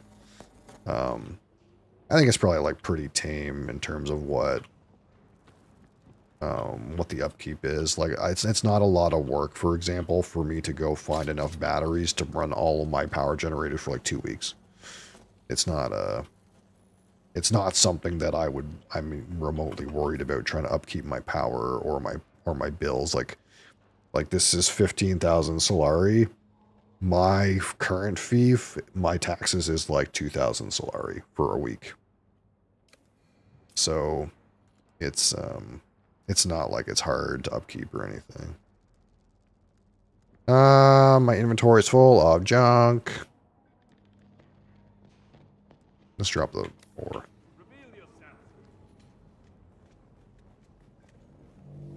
Oh, this corpse disappeared.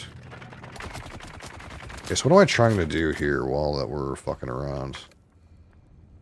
Sabotage fuel barrels. Okay. Let's try to get on task mildly. I actually appreciate the distraction because it made me learn, but also I'm like standing around enough that enemies are respawning, which isn't optimal. Alright, we gotta sabotage something here. Sabotage this.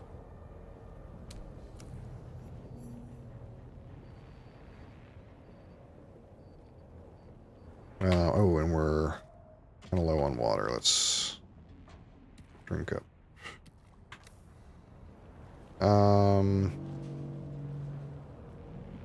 Steal secret messages from Kant's Tower. Oh, I gotta go back over there. Alright, where is this fucker? Oh no, you're good. You're good. Like I said, I try to be up to date in chat. I say as Crassus has told me to read general like fucking an hour ago, but YouTube is got a more of a delay than Twitch does, so sometimes it might feel like it takes me a minute to get to your message. I can't seem to like get the YouTube delay to be any better than it is right now.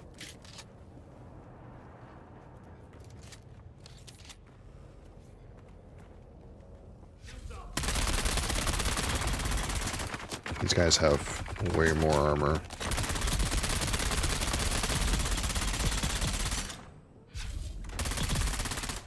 There we go. Oh, your Twitch account's lost? Yeah. I feel you.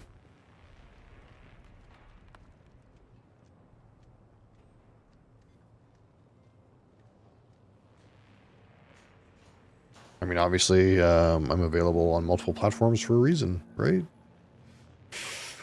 Alright, Crassus, what is this thing in general I'm supposed to read?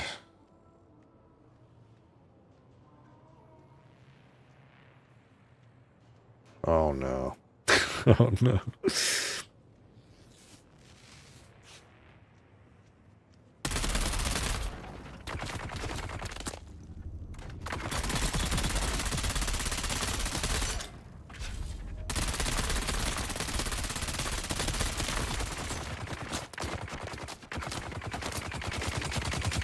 Oh, fuck it, stab him.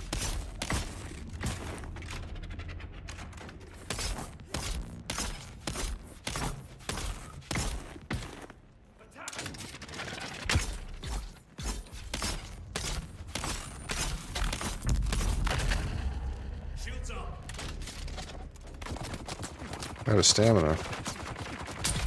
There we go. Silence that idiot.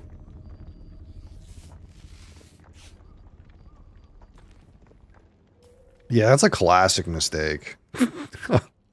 That's a classic mistake. But when you're desperate for people, you can understand like why he would maybe be like whatever about that. But it's a classic mistake.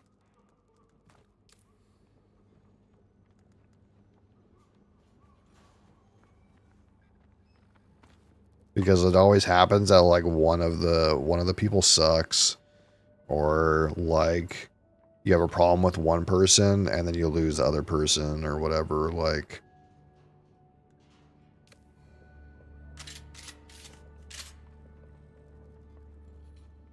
if I purchase this today, can't wait to use my architecture skills somewhere. Yeah, there's I don't know if there's different there is different like tile sets you can have access to, but I don't know how many or if they give you different options really, or they're just skinned. Like you start out with like this fucking shit here. Like this is like the kind of stuff that like your first base is built out of. But there's like more advanced and more better looking tile pieces than this. This is kind of like the bullshit one that you get to start with. Alright, I gotta intercept secret messages. Somewhere here.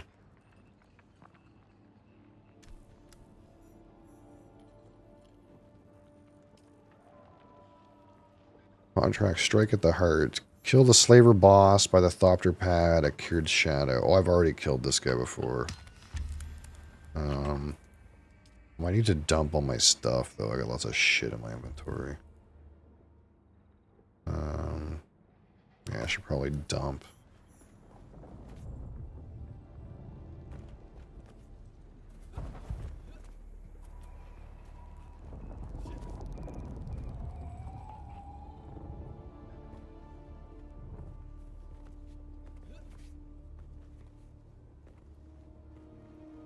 But yeah, as we go through here, if you're still watching, kind of as I go back to where my shit is, you'll see there's people's bases are around fucking everywhere. And some of them are like even landmarks for me personally to know where the fuck I am.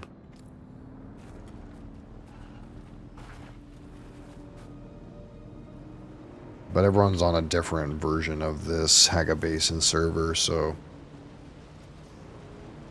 I don't really know how many people. I think it's like 100 people or something like that occupy the same Haga Basin or something. I'm not exactly sure how many.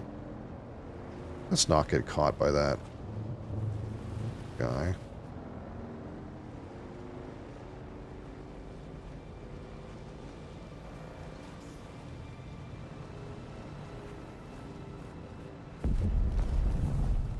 What was that? Who knows?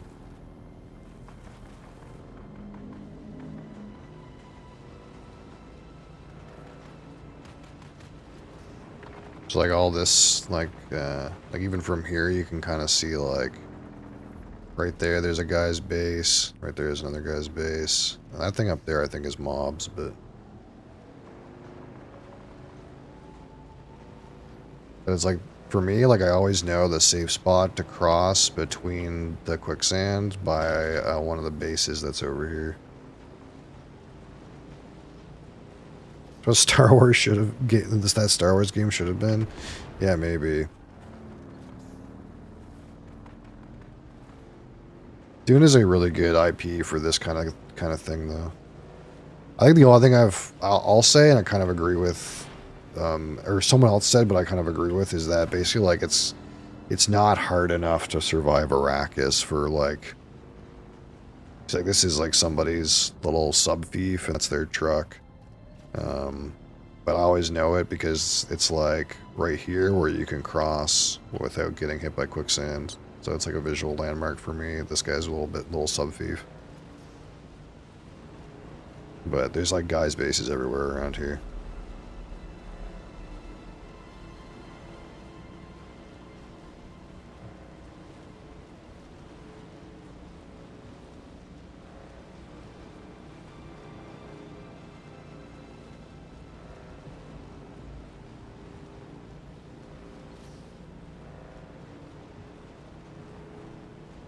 But yeah, like for example, like this guy's base, it's like I can't do anything with this. Like, I can't go in here or do anything. And like pretty much like this blue thing right there, that's right there. If you see that, that means like it's powered and shielded and like there's nothing you can do to it. As long as that blue thing is like running, then this thing is shielded. Look, they could have made the sandworm look a bit bigger. They're plenty terrifying, at least. They are until I've once you get helicopters, it's a little different, but until you get helicopters, they are a real thing. They are. They will eat you and take all your stuff if they eat you. It's bad to get eaten. They're a real concern. Like, I deliberately take paths across the sand that are short to make sure that I don't get eaten. Because any amount of time on the open sand with a bike, they see that little vibration. I'm attracting the fucker by making vibration on the sand.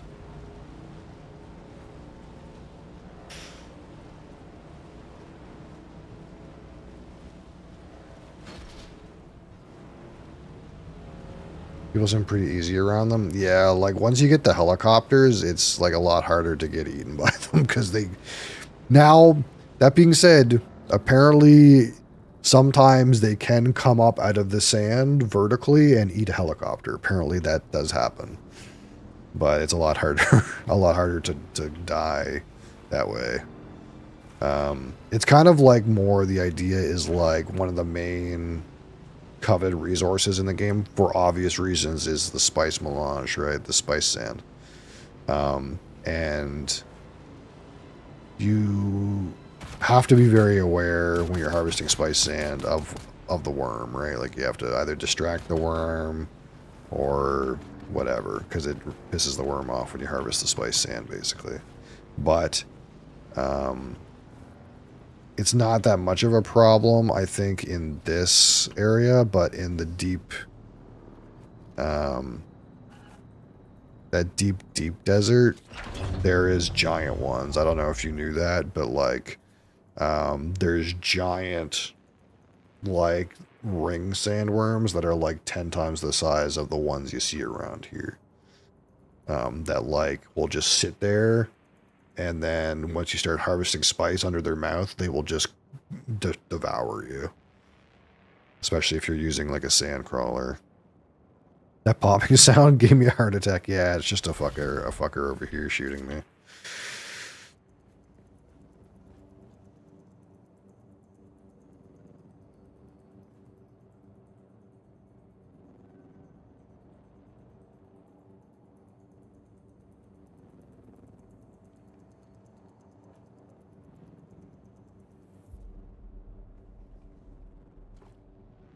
Yeah, I don't know. Once I get to helicopters, we'll see how I feel about the worms. But definitely getting around is a lot less threatening once you have a helicopter.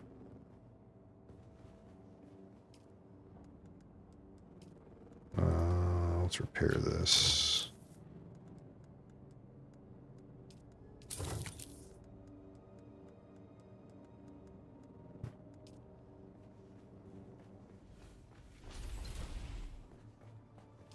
And we'll crunch that, crunch that, crunch that. I think I have more shit on the bike.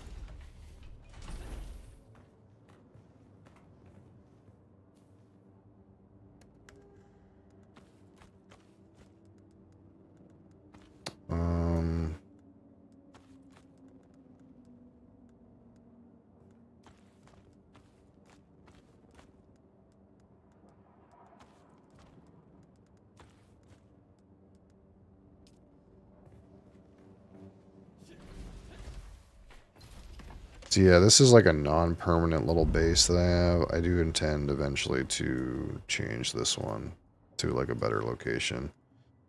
This is only the second base I've ever made, and I don't like where it is, so I will move it eventually. So that's why I got like a lot of little shit containers here that really I could upgrade, but kind of just like managing with what I have for the moment until I want to move, because I do want to move this base completely and totally.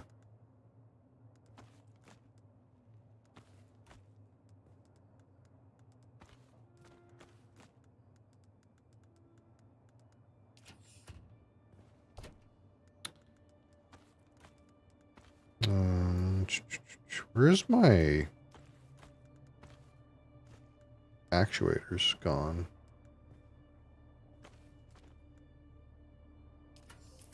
Let me research this blueprint. If this is like the other one, then it's... I'm gonna go look this one up. The other gloves were like slightly less heat reduction, but they had way more armor, and it's kind of an upgrade. 0.5, 0.5. Yeah, it's the same thing. It's got less heat protection, but way more armor. Yeah, whatever. If I'm dying, I'll worry about it then.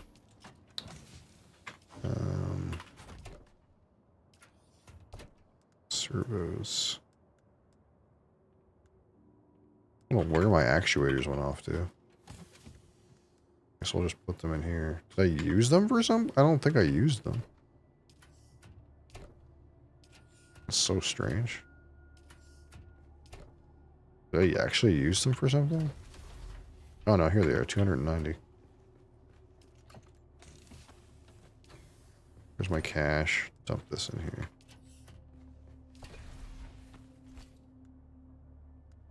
That go on the ground. Ears.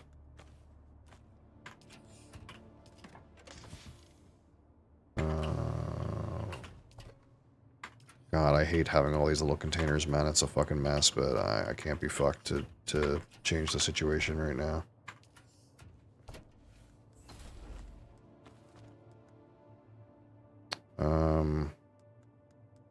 Crunch these pants.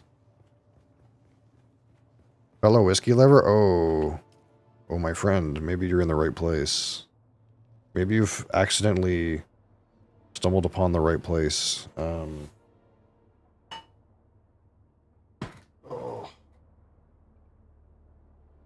Yeah, I kind of have like all kinds of stuff like around here that I do this once a day. Usually in like an hour's time, we'll talk about like scotch or bourbon or something like that. Yeah.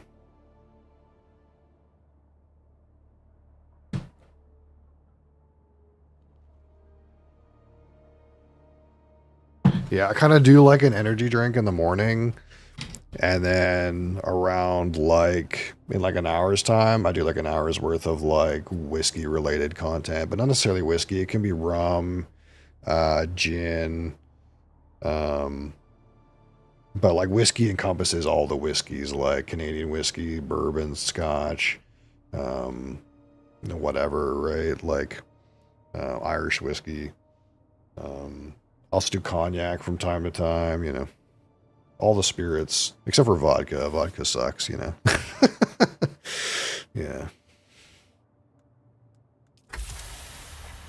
I actually don't have that much or any. I think there's Dune shorts on my channel, but everything else is like whiskey stuff. There's a little bit of gameplay in there. I'm trying to put more video games on the channel, but I'm here daily or whenever I can. Dude, that would be sweet. I would appreciate having you. We do have a bunch of guys on Twitch that are into the whiskey too, but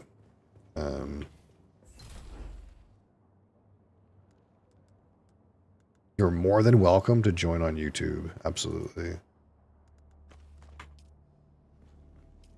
Okay, so what am I trying to accomplish right now? This is like when Captain Brassballs was in here, he was like, if I was playing this game, I'd have to write down what I was doing so I remember what I was doing. And I'm like in the same state. I'm like, what the fuck am I doing right now? Like, what's my goal right now? We just finished, did we finish this? Oh no, we got Strike at the Heart, Slaver Boss, right? That's the thing that we're on right now. YouTube isn't the best for watching streams. It's not. I tried to actually pump up my quality because YouTube's quality, if I send the same quality to Twitch as I do to YouTube, it's like garbage. So I did try to make YouTube pretty watchable for people who are on there. It's also a lot easier for me to just like put VODs on there if I also like stream to YouTube at the same time. Okay, so I gotta go over here and kill this guy, but I also gotta go to the planetologist guy. So I think what we're gonna do is I gotta dump my blood first. I'm gonna dump my blood.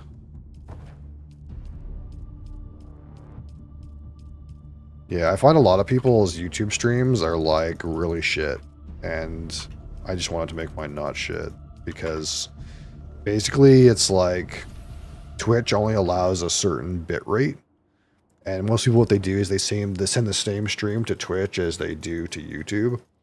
And what happens is anything that goes to YouTube, they re-encode it in their own proprietary encoding, so it like gets encoded again and looks like shit at Twitch's bitrate.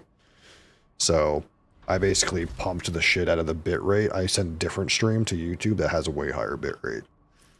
Because YouTube will actually take pretty much any bitrate.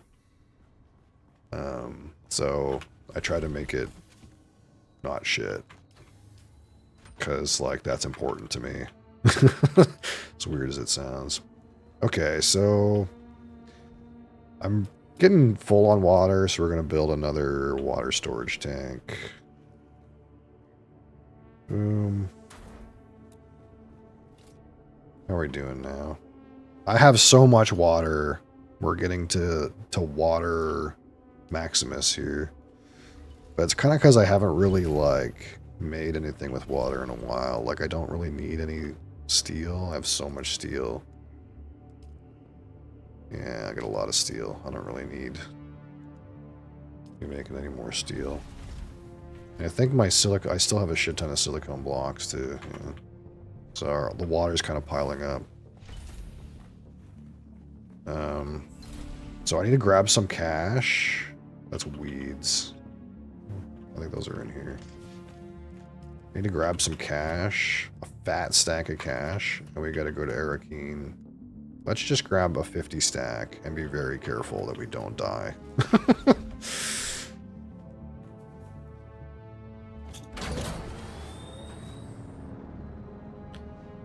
Work in the design industry, and I've worked with many streamers in the past to make many adjustments for multi-streaming. Yeah, multi-streaming is it's hard because you have like either you can go through Restream, which is not great, or you can use plugins. And every plugin I've used has some kind of problem. So like I actually have multiple plugins. Like obviously, I don't know, you're on horizontal, but this stream is also available on shorts form on vertical. So I actually have a second YouTube stream that's on vertical. But the stream that goes horizontal is like using a different multi-stream plugin than the one that goes vertical.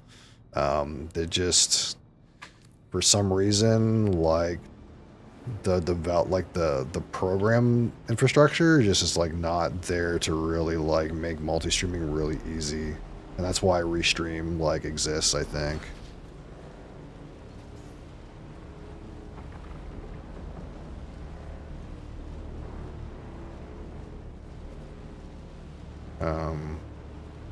Because like what happens with the plugin? Oh fuck. Okay, let's not randomly fucking get eaten with our 50k in the backpack. That would be nice. I don't really need to lose 50k. The plugin that will allow me yeah. This is the one time I bring 50k, I kind of like him a little close, but it's fine. But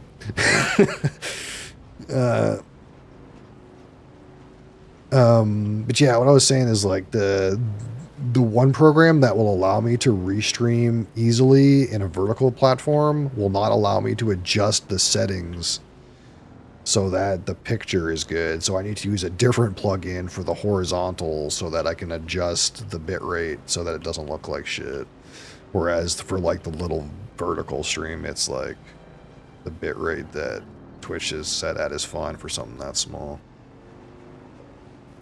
The worm likes the bread. Yeah, it's a sniffing me out, I guess.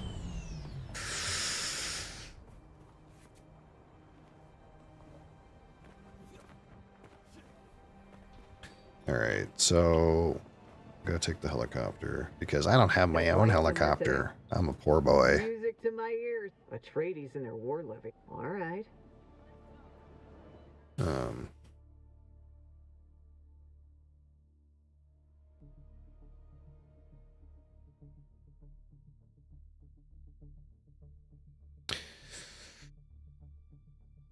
Yeah, so this is like a shared hub in this like major city. There's a couple major cities, and I'm assuming they're multi-instance though, because I never see that many people really here, but you see some people. Like there's some other players here. There's a couple there. Looks like there's another guy over there. But like this city, I think like multiple of those like those buildings, those little building servers I came from, multiple of those feed into this like bigger city, I think, to try to make it more popular. But you still don't really see that many people. Happy Canada Day, Ben. You got some Canadian things to do today, eh? I'm going to celebrate with not going to work. How about you? Did you have yesterday off? Ooh. I mean, I'll take stuff off the ground. I'm not below taking stuff off the ground. Barbecue. Yeah. Welcome. Would you like to deposit or withdraw Solaris? How much Solaris would you like to... Welcome. Alright, deposit all our money in here. It's very safe in the bank. Yeah, so there's this like multi-server auction house thing, but there's not very much stuff on it. So, I don't know. I'd like to see it be better. There's still never very much stuff on here.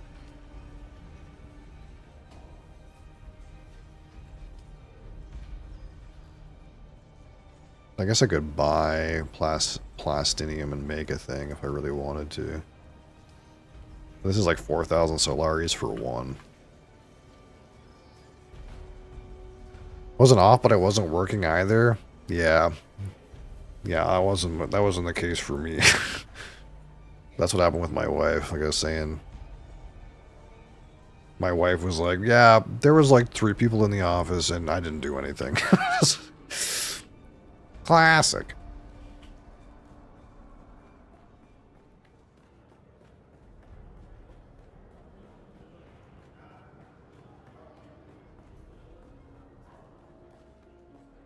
We gotta go talk to this snobby ass fucker over here. Why take the day off when it's technically a day off anyways? Yeah. It's just like not even worth it. If you work on salary, it's like not even worth it to book a day off. You're not gonna do anything on that day anyway. I was not so lucky. I worked all day. Another slack-jawed peon come to gawk at your betters. Portavoy, have the rabble removed, please. Have the rabble removed? I'm not rabble. From whom? A fellow planetologist, you say? And you've come from the Academy with a message? This guy has no idea. So, like, in case you don't know the brief on this dude, there's a guy in Arrakis that teaches you planetology. This Derek Chinara fella. His text is obscured, but he's an actual planetologist. This is some guy from the high political, like some guy's firstborn son, and he was given the title of Imperial Planetologist, and he has no fucking idea what's going on. He was nepotismed into his role, so he has no fucking clue. And the first time you talk to him, he's like, you're like, what do you do as an Imperial Planetologist? And he's like, well, typically I wake up and have a tea, and my assistant Portnoy drags whatever riff-raff I dragged into bed last night. You're like, what the fuck? Oh yes, him. Oh, he's still alive then. And he sent you with a report? He has no idea what's going on. He's just some guy who got appointed through nepotism. Some guy's firstborn son. Yes, Portavoy can take those for further study. And how was Derek? How is Derek? Is he well? I wonder if I say he's incompetent but alive, if this guy will like me more. That seems like the kind of response he would want. Yes, his incompetence doesn't surprise me. He seemed a rather bloodless fellow, lacking the constitution of his more virile betters. Oh my god. This guy's always got a sexual undertone in everything he Of says. course. And I understood you perfectly. Any misunderstanding here is on your part. Now, was there anything else? Holy fuck. Kynes? The old planetologist. What does he want with Kynes' work? Oh, I see. I see what he's doing. He's trying to undermine me. He wants proof that Kynes wanted him in this position instead of me. He wants to show the Emperor that he's a better choice for planetologist. Well, it won't happen. Portavoy, destroy those Shigawire reels. And you, return to Derek and inform him that his request is denied. He will never have access to Kynes' research. Now, be gone from my sight. Holy fuck, what a piece of shit.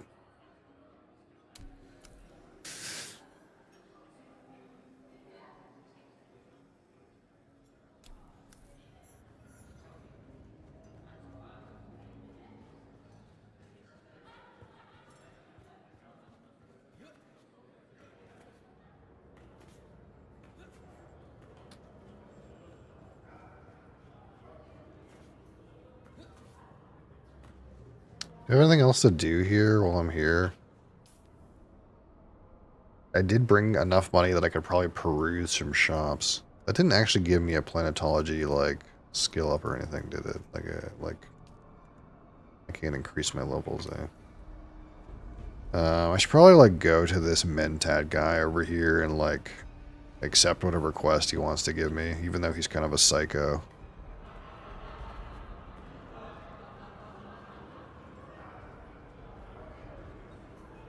I calculated you returning a half hour ago. I require assistance. I was cast out by those whom I served. I was cast out by everyone. No. The past is irrelevant. The present is the thing. Pathways to the future are the thing. I bide my time in these streets and back alleys. It seems like the kind of guy that, like, should be a Highliner navigator. A Spacing Guild navigator. That seems like this guy's destiny. My syndicate grows, however. A rival, the Mobula gang, is causing problems. It's contaminating my equations. Contaminating your equations, eh? Find members of the Mobula gang. Extract useful data. Cause them calamity in the proper proportions. A Mentat learns that every human is a series of relationships. Find out their connections. Remember, information is as important as injury.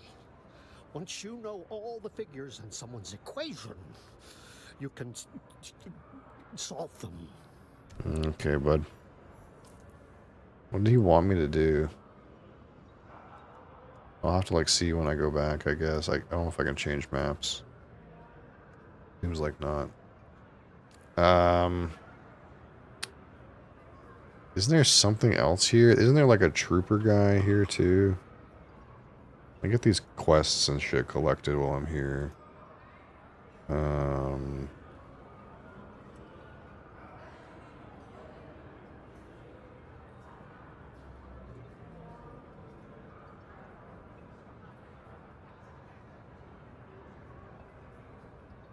Okay, so there is a trooper, advanced trooper here somewhere.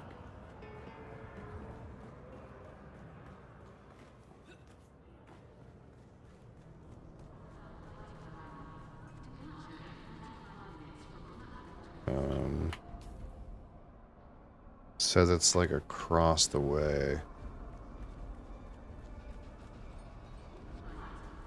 This chick, I think. No. Yeah? No.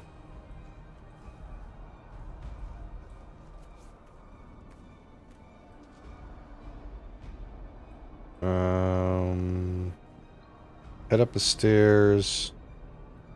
Oh, is it up? Oh, it's upstairs on this upper ring. Oh, I didn't even know that was there. Wow. It's like a whole new world. Oh, I should pay my taxes. My taxes are actually due. You gotta pay the tax, man.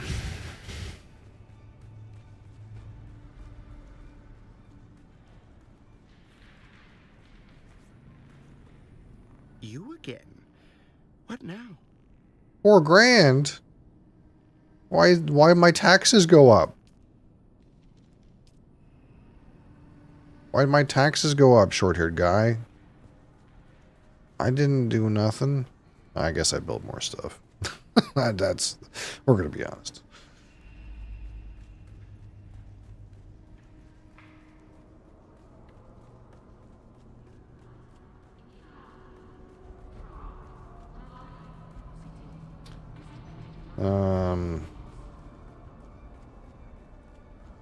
Oh, here we go. Say, stranger, how about staking a broken down old trooper to a Solari or two? Promise I won't spend it on Samuda. Yeah, right. Okay, if I'm being honest, I actually will spend it on Samuda, but don't let that put you off. My life is already a pile of greasy spice shit. You can't make it any worse. I promise. Holy fuck. Some days it is, and some days it isn't. Some days I like to wake up and play a little game called, Am I Going to Die Today? It's a fun little thing I do with a Mala pistol, but I guess I haven't won yet. I'm still here. Not like a bullet, but I've failed at every other important job in my life. Why should my death be any different? Holy. You don't know the half of it.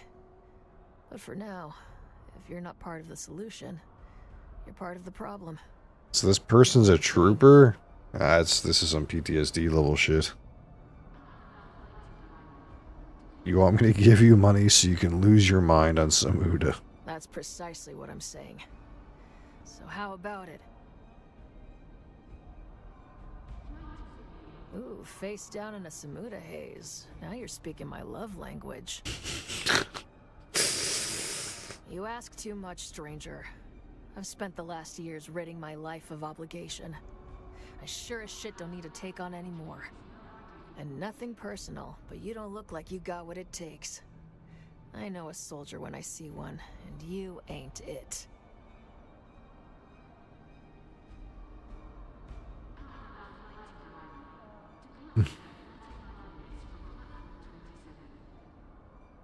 There it is.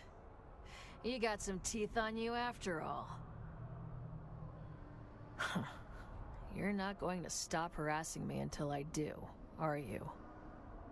How do I even know you're worth my time? Face down in the gutter. I'm still the best damn combat instructor sucking air on this planet. No, don't answer. That's not the kind of question you answer with words. You answer with results. Alright then, Boot. You want a mission? I'll give you a mission. I need you to find a slaver camp in the Haga Basin. Nothing special, just your run-of-the-mill flesh peddlers. These particular slavers are said to possess a technology I'm looking for, called servo-stim transmitters. I want you to kill all the slavers and take their stuff. You keep everything but the transmitters. Those you bring to me. You want some new drugs, do you? And I'll teach you not to look like such a boot. Servo stim transmitters.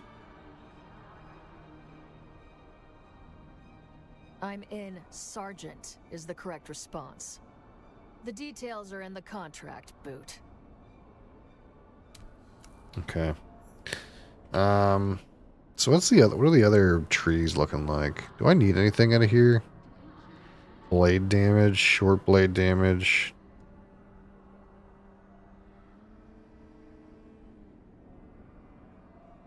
Like, this seems like all knife play.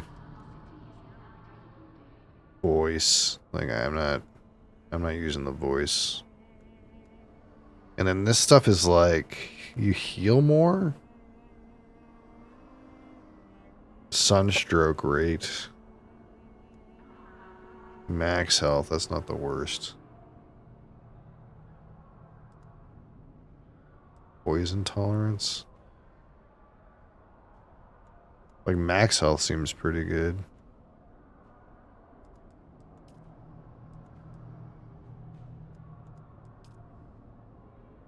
I get the feeling this Bene Gesserit trainer is not here.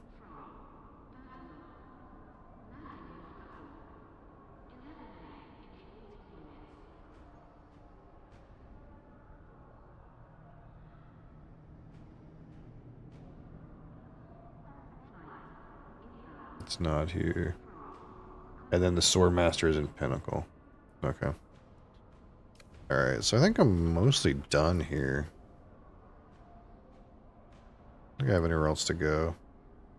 Unless I want to, like, see what's for sale.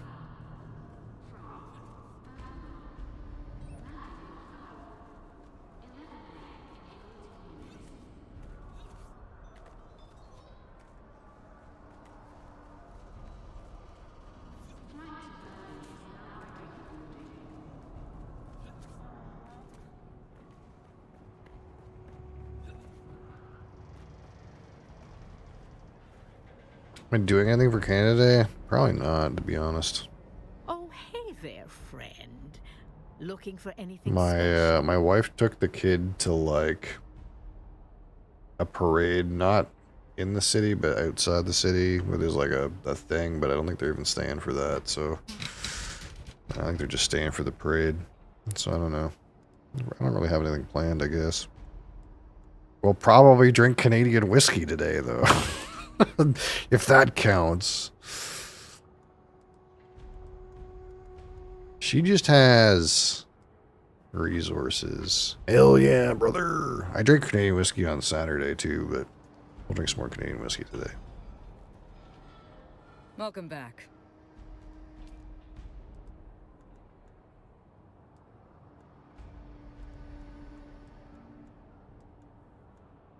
I have all kinds of stuff. The question is, which ones do I want? Military. I wonder if there's... Does anyone have... What am I looking for? Ray somethings? I'm looking for... Ray amplifiers. I ended up buying the... Trying Bareface Triple Oak. Oh, you don't remember? I opened it with you. Hey there, friend. Looking for anything special? We can drink more of it, though.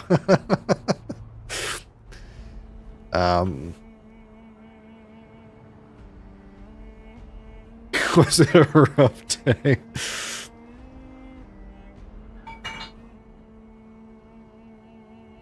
Like, we had both of... Oh, no. I only had one of these out. Yeah, this is the Art of the Blend that we had on Saturday. And we still have this one, too. This is the one that you really should drink on this day, right? The Confederation Oak Reserve. Isn't that the absolute correct bottle to drink on this day? Canadian White Oak Barrels. Yeah, this one wasn't bad, but I think this needs a month or a couple months and before it really like pops off. We could do some Bareface too. I also have that Crown Royal single malt, which is pretty medium. William Lyon Mackenzie's tears. Yeah, the tears he shed after his statue got kicked over.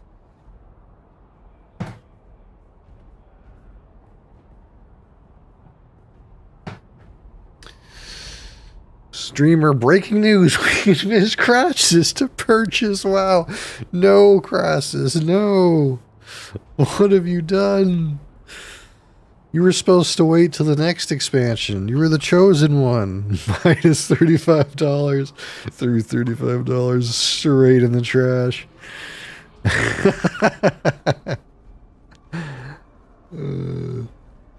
Straight in the bin, dude. Oh yeah, you'll be happy to know, Ben, if you haven't been paying attention, that this game has spice beer. When you drink it, you get high. Isn't that the best kind? We can brew this. We have the technology to brew these.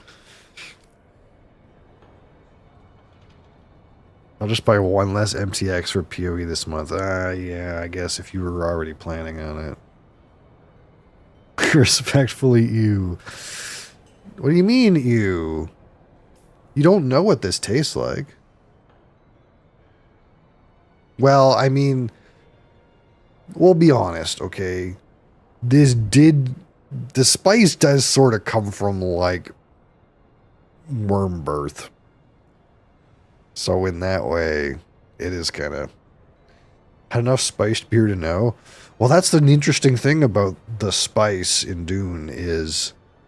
it's not actually... No, it's drugs. If you don't... I can tell you all about the spice in Dune, but in terms of flavor, the spice in Dune tastes different every time you consume it. That's actually how it works. So it like satisfies that place in your brain where like you always want to have something new. Every time you consume spice, it tastes different. That's written. That's canon.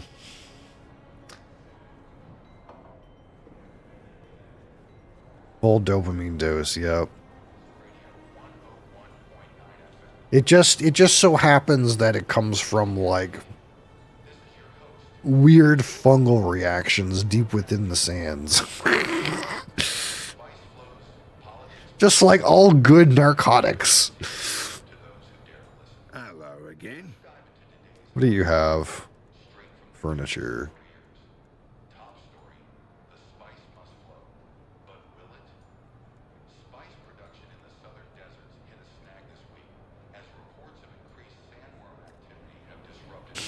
Opioids, yep. That's what the game's about. The game's about drugs. We like games about drugs. I can be high right now. You see this purple bar? That means I'm saturated with spice. I could be high at any time. Maybe I'm high right now. I just gotta press Z to have my fucking spice drip.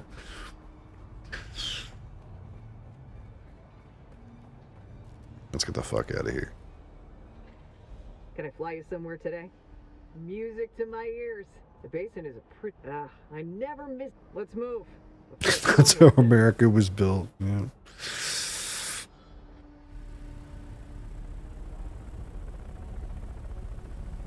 Yeah, it's like one of those things where like so much of Herbert's stuff was like all of his work was like based off of like real world concepts, but I think people sometimes don't realize the entirety of this IP, the Dune IP, it's based off of narcotics. The drugs are the whole point of this IP. That's why it's a core gameplay mechanic that you're high.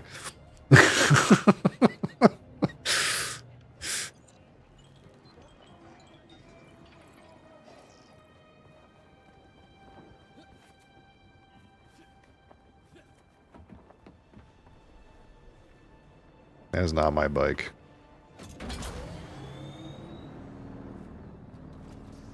Alright, so... Wait.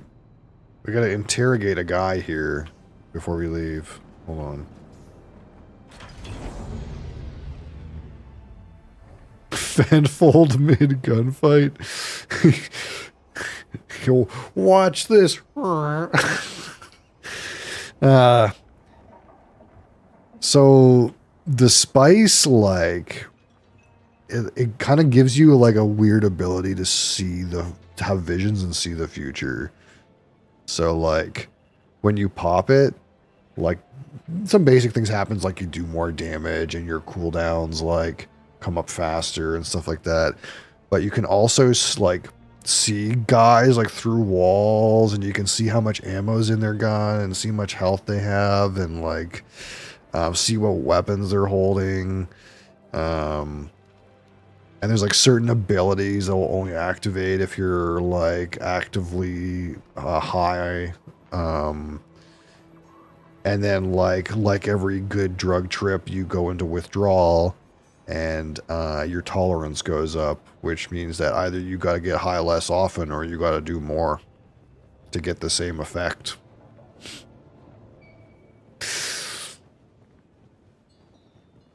Fascinating, yeah.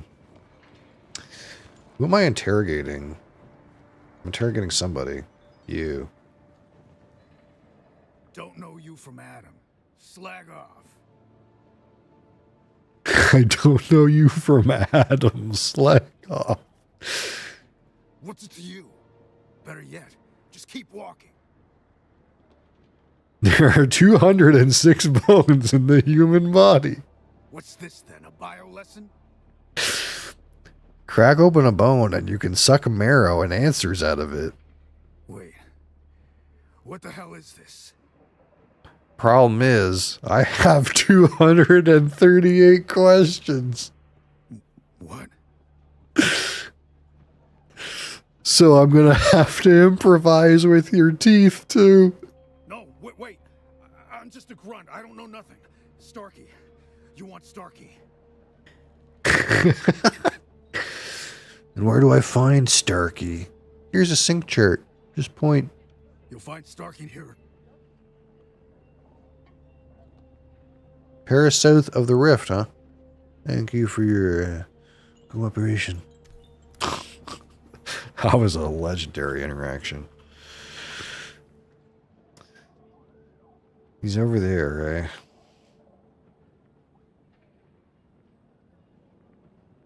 Man, there's a lot of, like, contracts to do these fucking slaver pits over and over again, dude.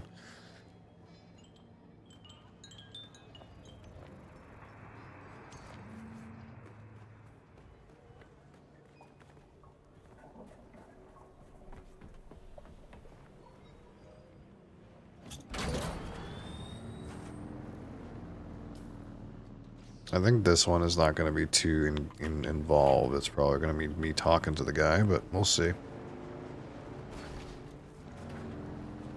Try not to run an hour overtime again. Although in theory, I could probably just stream to whenever I want today.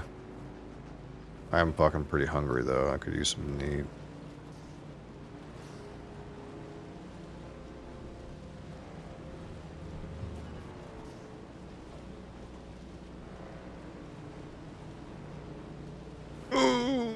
Oh god.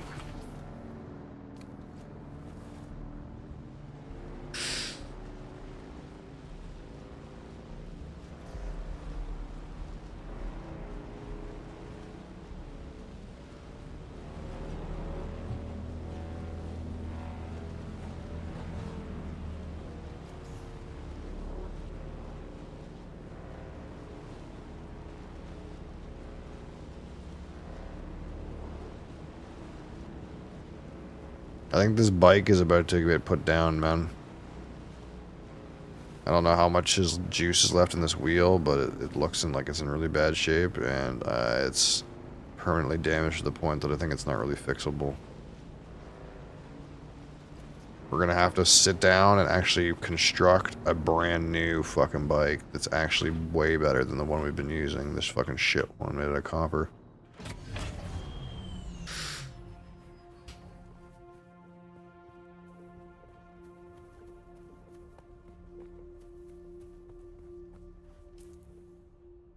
Wrong way. Journey. I'm looking for... I gotta return to Derek too. Why is the quest I'm trying to do not like here?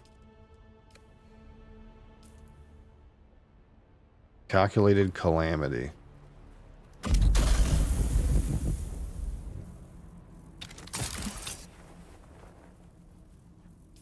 is that not here?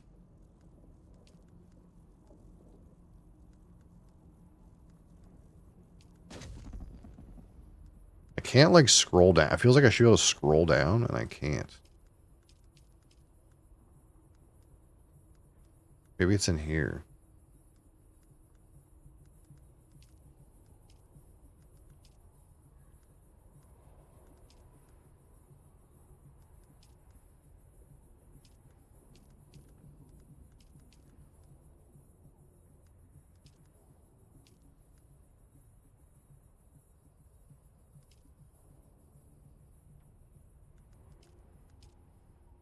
I don't know. I don't see it.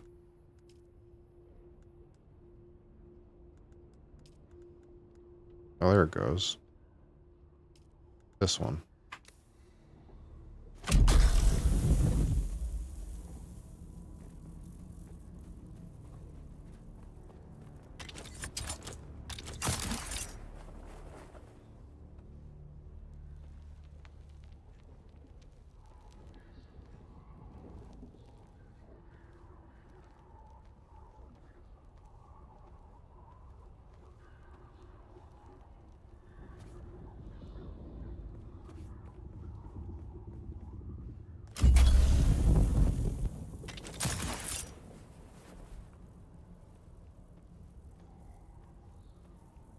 How's it going, B?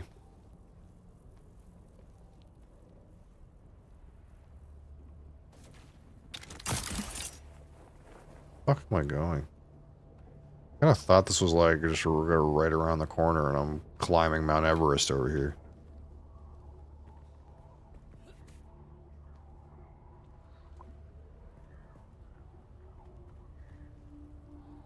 Well, this is why we have a passive suspensor built.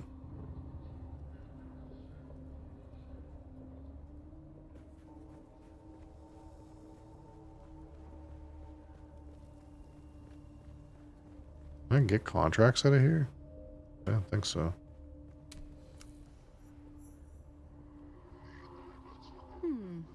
You seem fit enough. But don't take that as a compliment. My standards are low. Care to train in the ways of the Mentat? I don't think this is the person I'm supposed to talk to. Back again. But it's quite obvious that you already possess all the skills I can teach you. The seats of the great houses are your best. I'm sure you'll make... Okay. Whatever. Yeah, someone... Wait, who... Do you sell me things? Atreides sycophants are not welcome here. Perhaps you'd be more comfortable in a shallow grave. Okay. Fine then, buddy.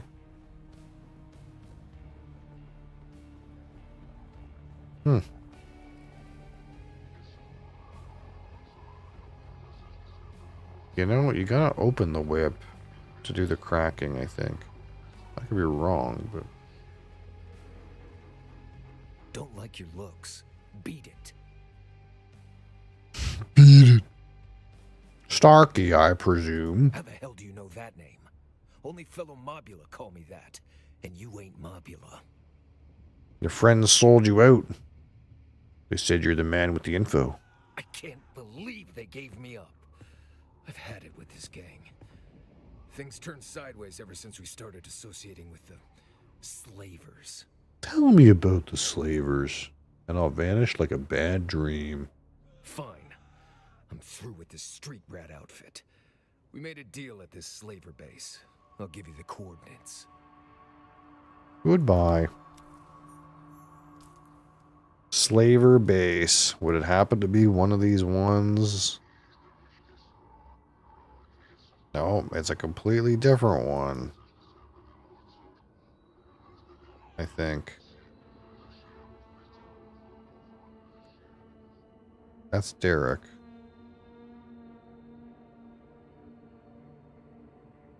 Yeah, oh no, it's... I got two things the same slaver base. Okay.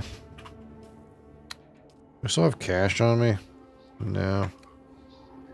Pretty hard to go see Derek without cash. I'm gonna need a good 1400.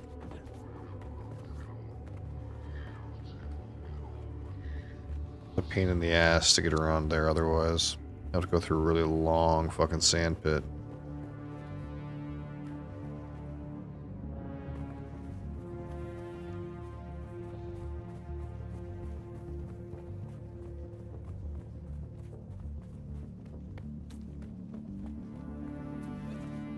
Ooh, there's spice over there.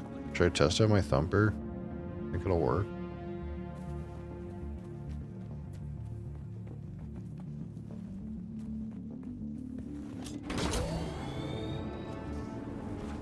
My car's like dead though.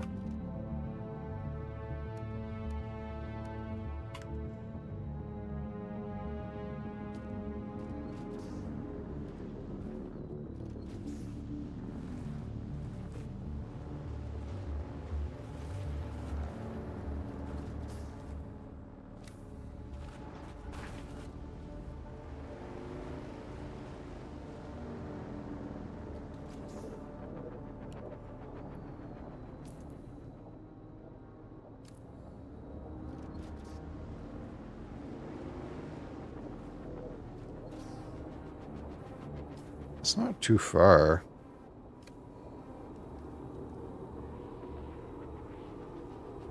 From like safety. I wonder. Thing is, this thing pisses the worm off real bad. What if I sit there and slow gather it? You think that's like better?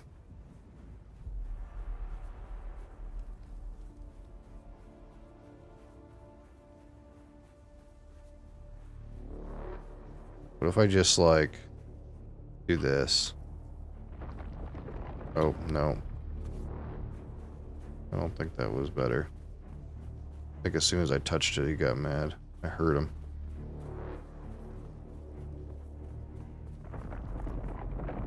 Yeah. Well, this is what the thumpers are for. I just, I don't know that my bike, like, has the speed to kind of do what I need to do to make this work.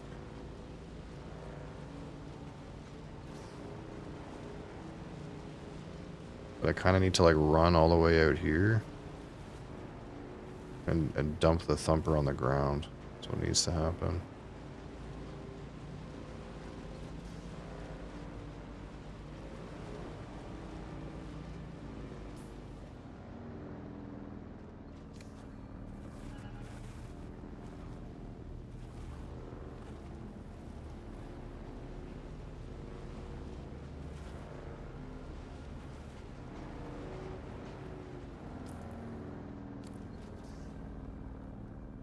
It's far enough away.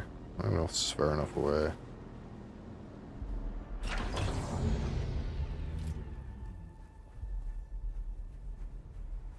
Like, realistically.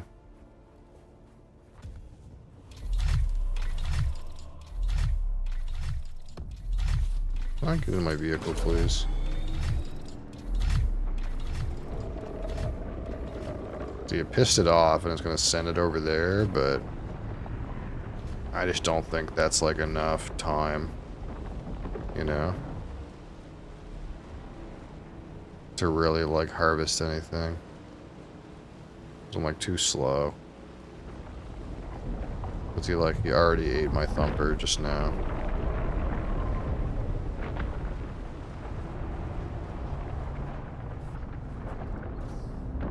Now he's like, yeah, it's like hard. Do it on bike. There's another one over here too.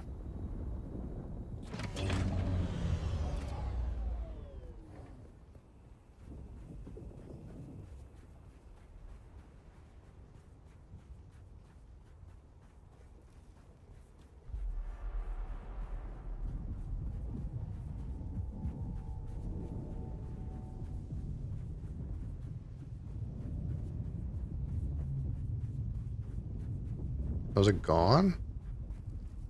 Already gone. The hell? Okay. That's weird.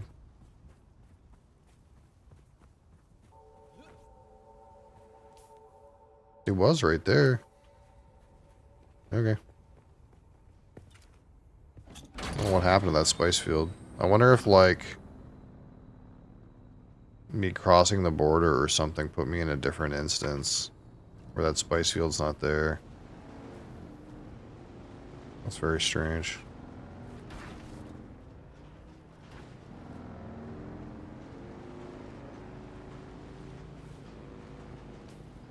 Realistically, that should have been a good one to take. It's like not very far. The last one I was trying to harvest was like all the way out here.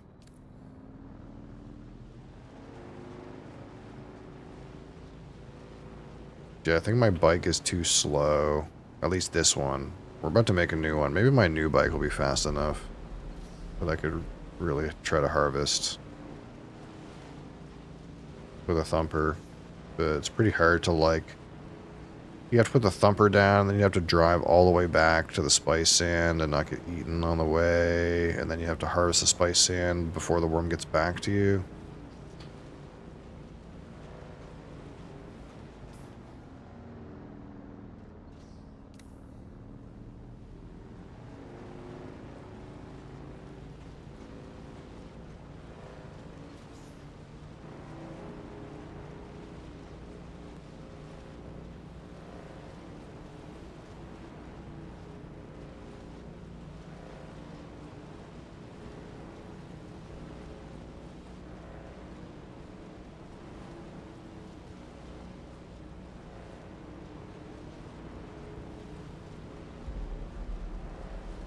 Low fuel.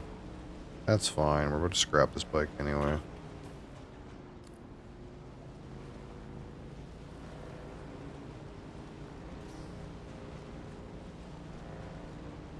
So time for a new ride. Fucking steal one. Be faster and better. Better and faster and stronger.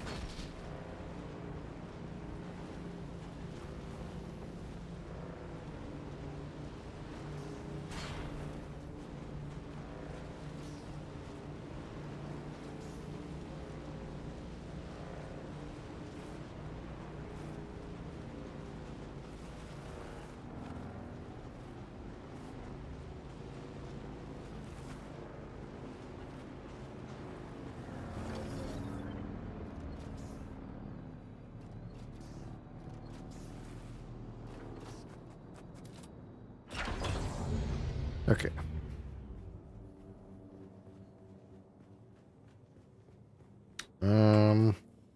What junk do I have in my inventory? I think not much. I picked this stuff up off the ground. Weather alert. A large sandstorm is approaching. Large sandstorm, eh? Hmm.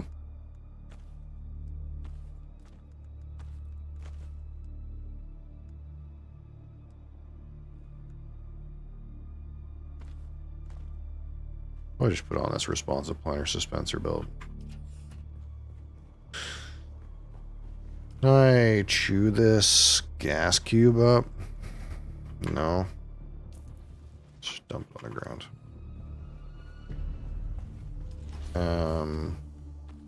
Let's get this. I think we're just gonna scrap this whole bike and build a new one right now.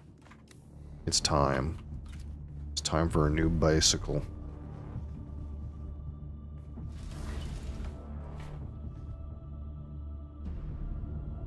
Oh.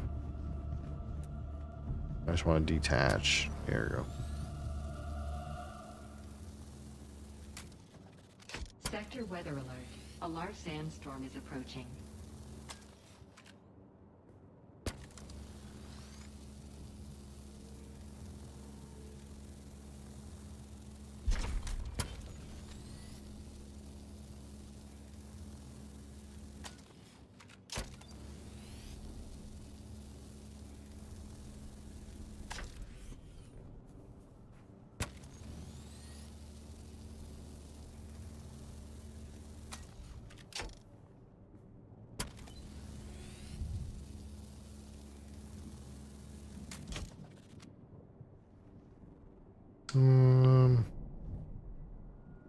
What's on the ground?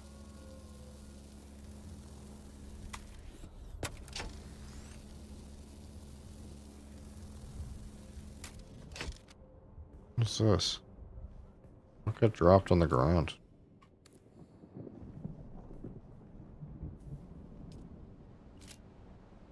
Oh, this was inside the thingamajig. Yeah.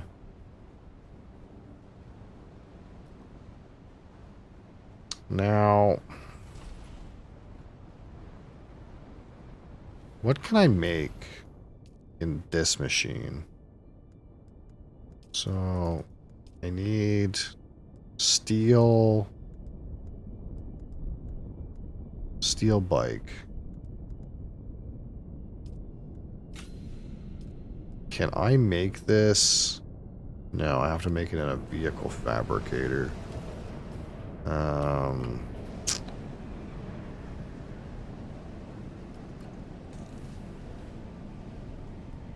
So that means I gotta, like, construct a couple things. Yeah, I can just take, let's go there. So let's just dump all this shit in here. So we had a Mark 1 bike. We'll upgrade to a Mark 3 bike.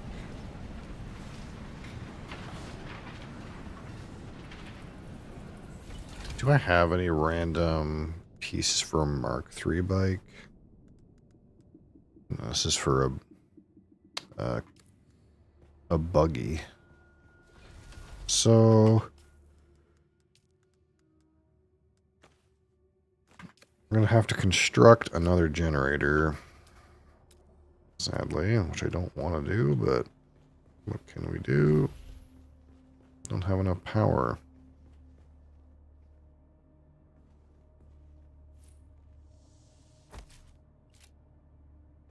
Okay. I have so much fuel in circuit, though.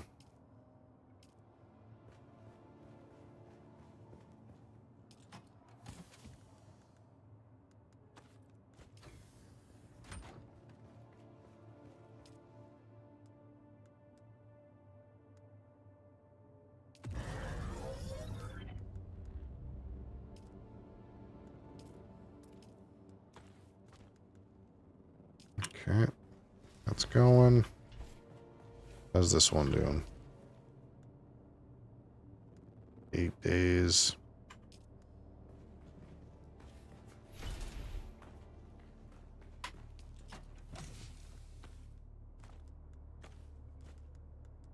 I gotta crush this chassis too.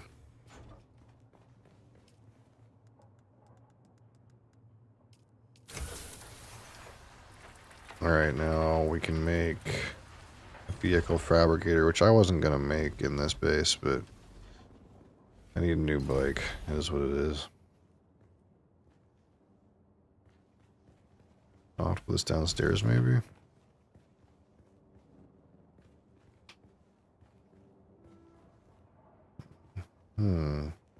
This seems like a pita. It's a place. Placement blocked by another object. I guess it's the kind of thing where it's gotta get put in a place where... Wait, is it my ceiling's too low? My ceiling's too low. Let's see. So, what if... we take the ceiling out? Oops, I didn't mean to do that. Yeah, we had to take the ceiling out.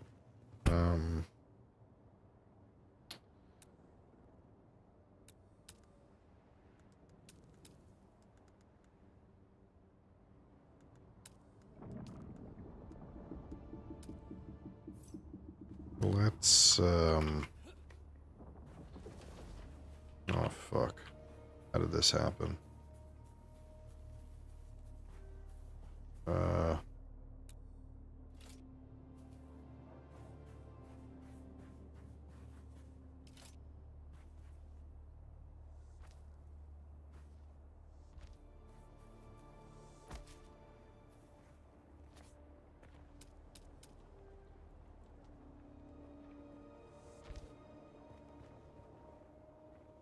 So we don't want...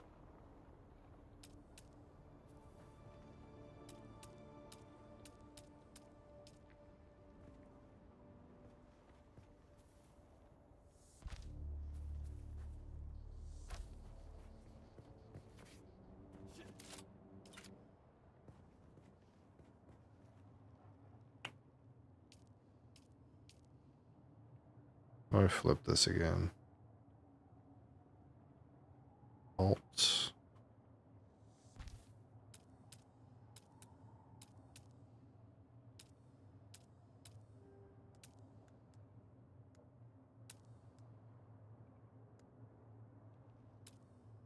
Can I put this in here like this? I can. Okay. Let's get a roof on it.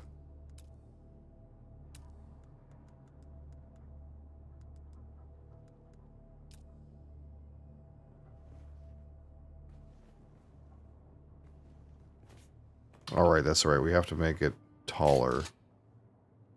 That was the problem.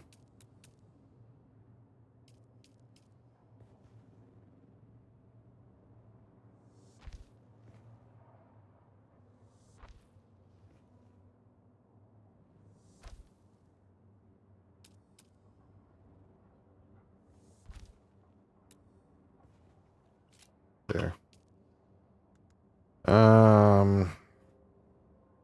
6 cobalt paste. Am I gonna have enough? I don't know where to get these crystals.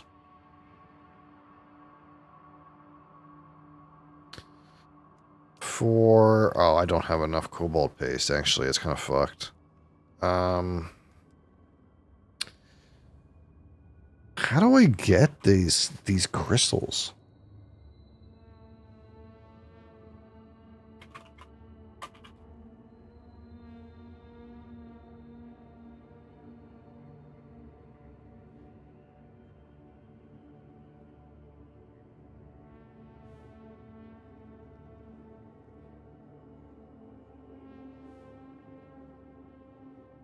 Mostly in Hagar Rift.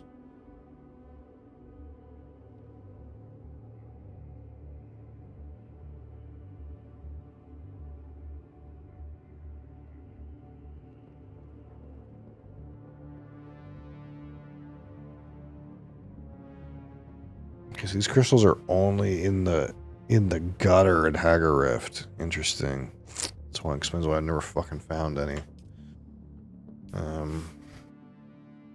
They're only in like this chasm. Well, it's kind of shit because I kind of intended to make a steel bike, but I'm going to be missing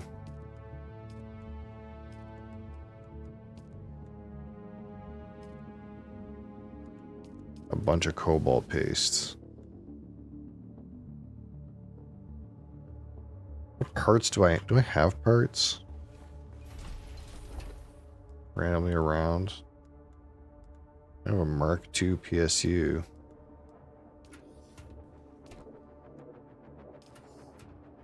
For some reason.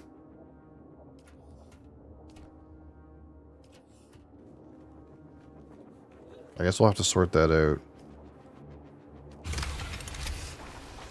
The cobalt paste.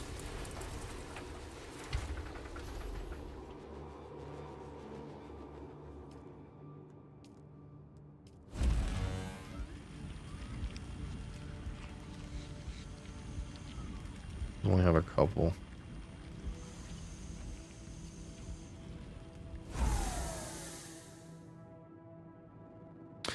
All right. I got pinged randomly.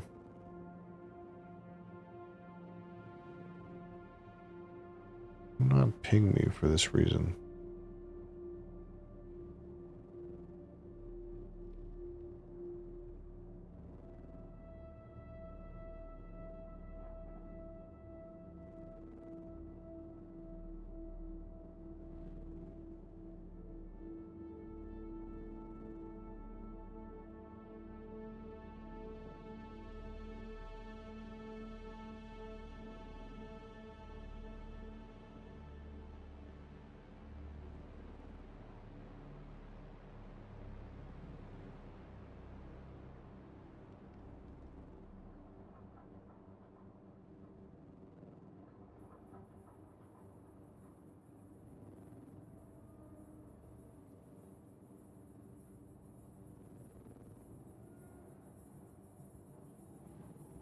All right.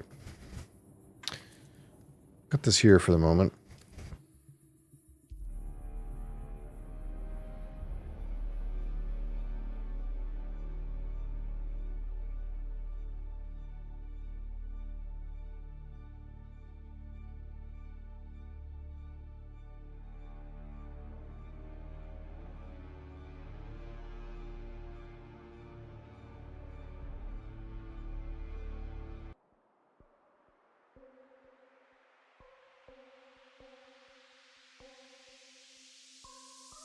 All right.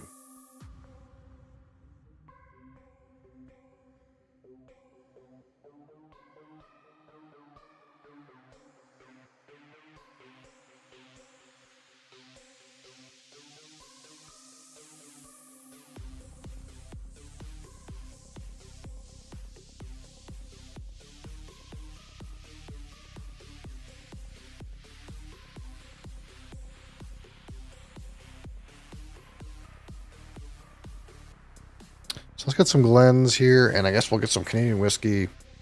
Or it is Canada Day. We'll change categories too. Forgot about that.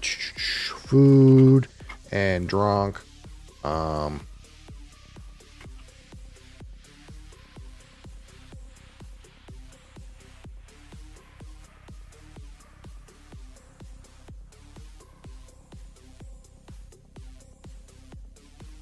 There. There's a title for you. Get rid of this copita. Oh.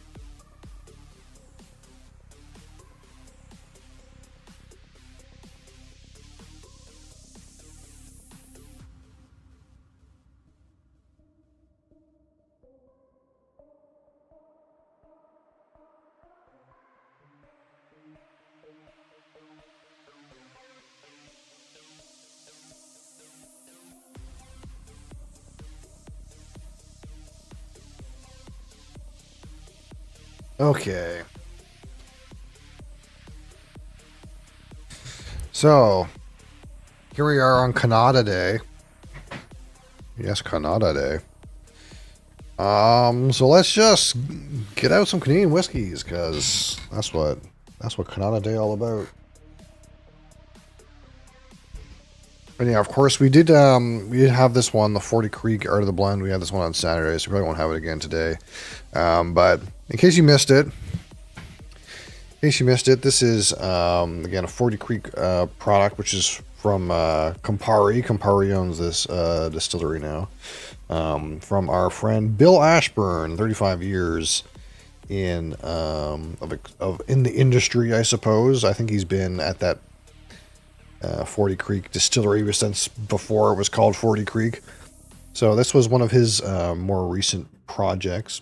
And of course, if you don't know, there is a rule in Canadian whiskey where you can add 9.09% of anything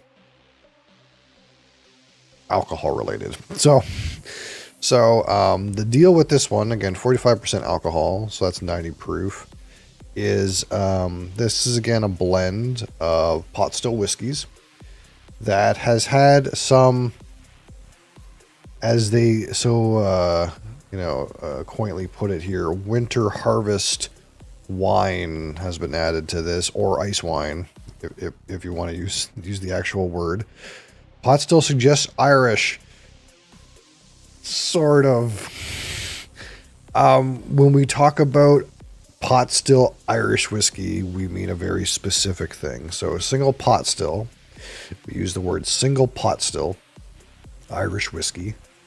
Single pot still Irish whiskey means it is a mash that has at least 30% unmalted and at least 30% malted barley in some proportion. So it has to have at least 30 of either one, but it could be 30-70 either way, or 50-50 or whatever. And it can have 5% other grains. That's single pot still Irish whiskey. When we talk about pot still whiskey, typically we've talked about something like Canadian whiskey, pot still whiskey just means it was not made in a column still. So it came from a pot still, because 40 Creek has whiskeys that come from column stills as well. So if you buy a typical 40 Creek, probably some percentage of that is pot still whiskey and some percentage of that is column still whiskey. So when I say pot still whiskey in reference to this particular Canadian whiskey, I mean all of the whiskeys in here came from a pot still, which is usually a more robust, more flavorful whiskey that preserves more of the character of the mash than a column still, which tends to distill things closer to neutral. So this is 100% pot still whiskey, not single pot still whiskey, but 100% pot still whiskey. And usually in Canadian tradition, this would be different whiskeys. So it's probably a rye whiskey, a malt whiskey, a wheat whiskey, and a corn whiskey that have been blended in some proportion rather than individual mashes. A mash of a bunch of different grains. It's individual whiskeys of each kind of grain. But of course, again, in Canadian whiskey, we can blend 9.09% of anything. And Bill Ashburn has taken upon himself to put some amount, not necessarily 9%, but some amount of ice wine in this Riesling and Vidal ice wine. And that is normally not allowed in any other kind of whiskey except for a Canadian whiskey. So when we tried this on Saturday, it's got a strawberry thing on it. It's got strawberry on the nose, strawberry jam. Long ass bottle. I know this is all 40 Creeks bottles look like this now. So yeah, we did do this on Saturday. It's got a lot of the strawberry character on the nose, but it didn't translate very well to the palate. I didn't get much of it there. So I'm kind of hoping if we leave this for a little while, we'll end up with a Canadian whiskey that has strawberry in it. But kind of like as I mentioned at the time, the interesting thing about Canadian whiskey is we're allowed to do stupid things like put wine in it. To be clear, this is not matured in an ice wine barrel. They straight up put ice wine in here. because that's allowed in Canadian whiskey up to 9.09%. They could have put rum in here, Madeira. They can just put port in here because that's allowed in Canadian whiskey, which gives us a completely unique and different experience. And in other places, that would be sacrilege. Canadians are wild, yeah, literally. So I won't pour this one today because we literally just had it on Saturday, but I will say that I was so encouraged by the nose, and when we got to the palate, I was like, where is it? It just tastes like smooth creme caramel Canadian whiskey. So we're hoping, give this a little time. There's literally ice wine in it. Maybe it needs some air. I don't know. But, of course, as it is Canada Day, we really should pour some 40 Creek Confederation Oak Canadian white oak barrels. That's probably as close to a Canadian whiskey as we're gonna get. Fucking the Confederation Oak whiskey. And this is the one, the 40% alcohol, 80 proof. This is, let me just pull the notes up real quick, but this is the one that tastes like straight buttercream for me. And it's the only whiskey that has this particular note. And again, the weird thing about Canadian whiskey is, I'll tell you this. I know for a fact there's ice wine in here because the guy who made it said there was. This is all Canadian whiskey. Also Canadian whiskey. It doesn't necessarily say anywhere that they put something in there. But for all we know, 9% of this bottle could be rum or sherry or port or Chardonnay. So, who's to say that the buttercream note on this whiskey is entirely related to the creamy whiskey character and the barrel and not to some weird rum they found from Fiji and put that shit in here? I have no idea. All I know is that it's allowed to be called Canadian whiskey. And what I know for sure is it's 40% alcohol, 80 proof, chill filtered, and color added. And it uses 3 separate grain whiskeys that are first aged 4 years in first fill ex-bourbon, and then married 2 years in Canadian white oak barrels. So that's what we got here. Hi. Did you have a good time? The look on your face says not a good time. No, he actually was fine. He was fine. Yeah. No, it was fine. It was, I didn't realize some flags there.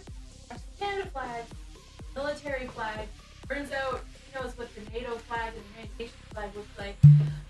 Picked out the flags of some indigenous tribes, like flags I've never heard of. And then somebody came around giving out flags. Like, time of the day. Loves the flag. Fun with flags. Yeah, he waving it the whole way home. Well, Really do you want some Canadian whiskey? I said, you want some Canadian whiskey?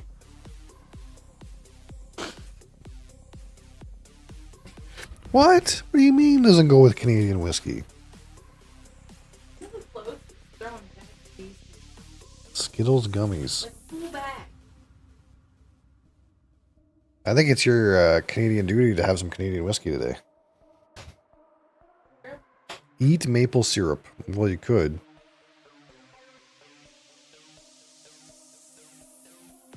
What else we got around here?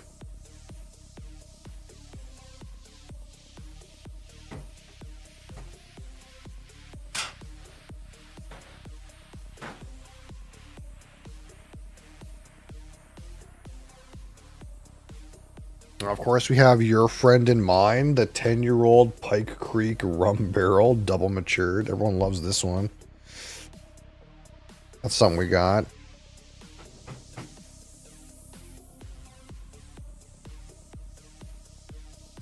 And I mean, let's be honest.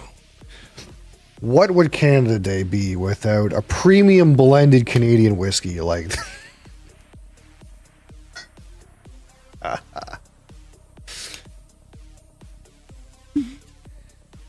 premium blended Canadian whiskey. Nothing but the finest premium blend of Canadian whiskeys. The truth is, there's nothing better than Keither Sutherland's premium blended Canadian whiskey. Bourbon. Oh yeah, we do have some bourbon, don't we?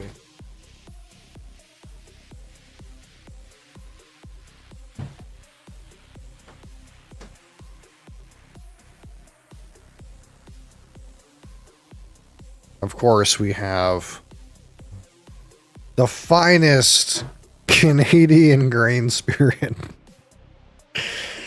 Finest Canadian grain bourbon.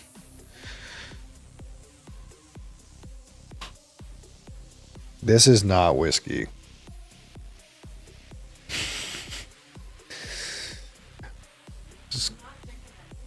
Because the truth is despite the fact that we can put ice wine in the whiskey and still call it Canadian whiskey, we, however, cannot only age things for 2 years and call them whiskey. That's called grain spirit. Turns out this is a grain spirit.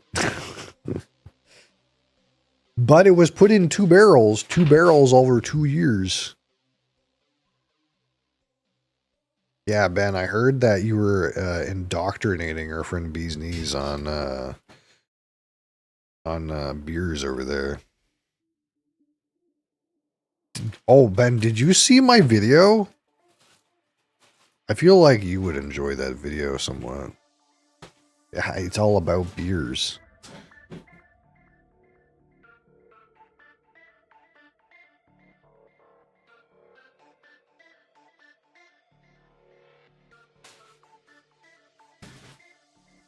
If you have time today, stop by on Discord and visit the Inside Scoop. You'll see by the thumbnail.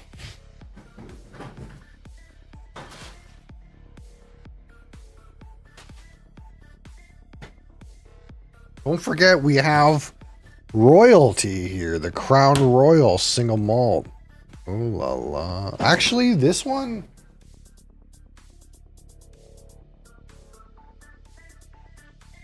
Actually, this one's not bad. This one here, the rye one, the Harvest Rye, this one's actually not bad. This one,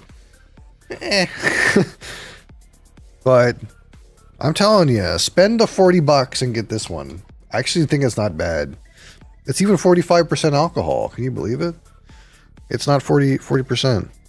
Now, it's not quite 100% rye, you know. It's not 90% rye, but it's pretty good. This one's pretty good, actually. I did like this one. You should crack the Canadian Club airplane bottle, this fucking thing. I mean, I could. I don't know what to do with it. Original Canadian whiskey, smooth and oaky. Is it? This isn't even like the Canadian Club 12-year-old. This is like the Canadian Club flat. Le non-age statement. Compared to the 20? That might be a real show. That might be a real show. I don't know if I'll crack this today, but we'll crack it eventually. Smooth and oaky. I have to decide if I want to buy a full bottle of this someday or if I'll just use this. What do we got here on the nose of this Red Bank premium blended Canadian whiskey?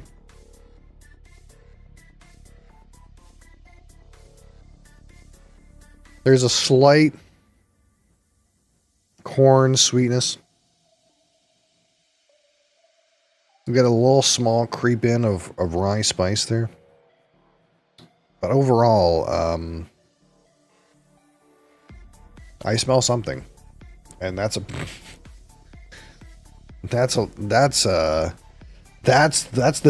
the difference premium makes.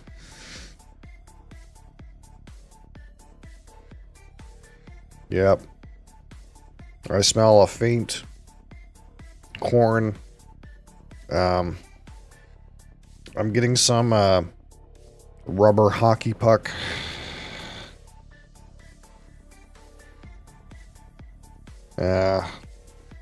Nope. I'm getting some well-used hockey gear.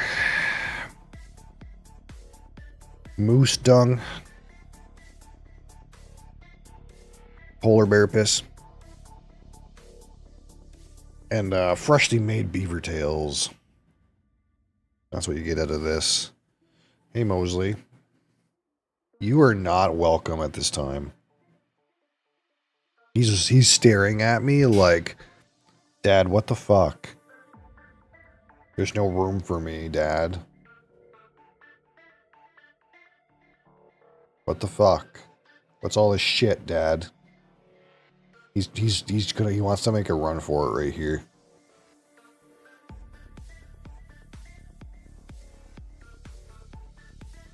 My mouth is watering. Yeah, there's no room for you right now.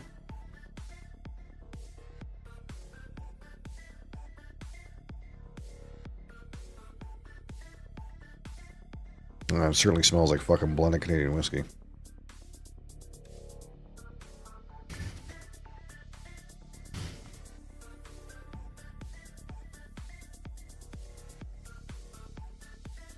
Have a good BBQ, Ben. Peace. Peace out.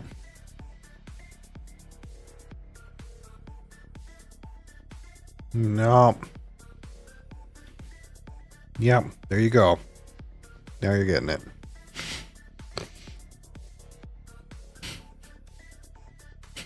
Pour one out for Mosley. He's locked in 40 Creek jail. Are you locked in 40 Creek jail, Mosley?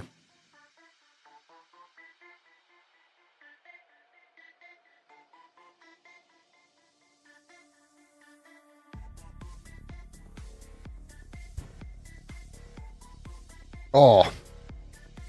Yeah, this again, this is the Confederation Oak Reserve. Man. It's so like buttercream and vanilla.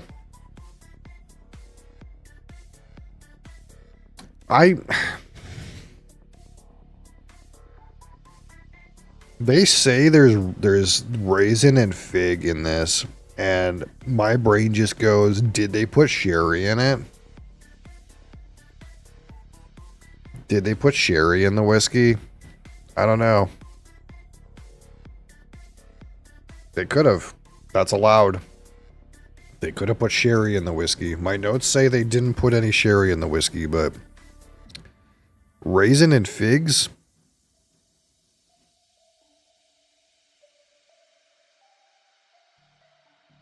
Oh. It's like a baked good right now. It's like cinnamon bun with like buttercream frosting. This is not a bad bottle, actually. This fucking one. Despite the fact that it's 40% alcohol. This still does well.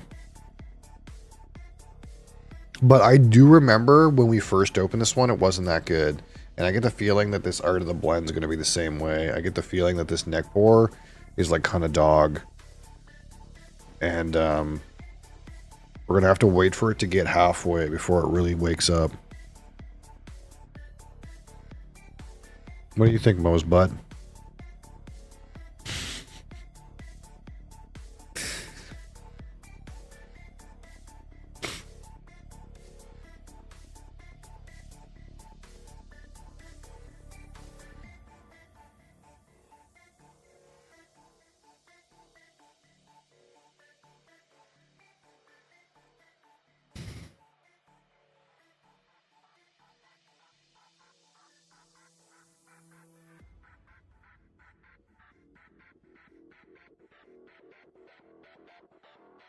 Yeah, for a Canadian, this isn't bad.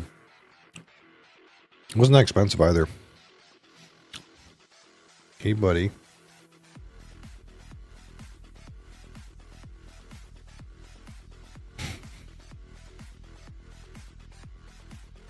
I can't tell if you're okay with your current situation or not.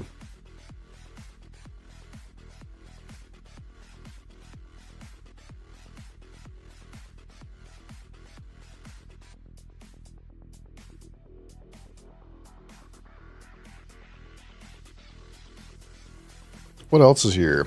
Actually, I could consult my list, I suppose, instead of just dragging bottles out. This is the day to talk about all the Canadian whiskeys, though. What else is on this list? Alright, of course, Bareface. That's in there somewhere.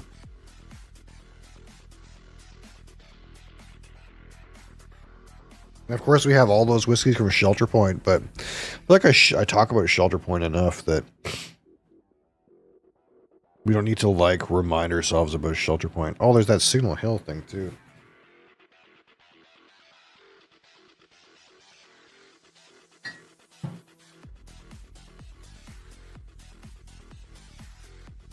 And of course, we have all these Lot 40s that we never ever really liked that much. Oh, you're getting a little adventurous here. I think this is not a good idea. Ugh. There's way too many bottles.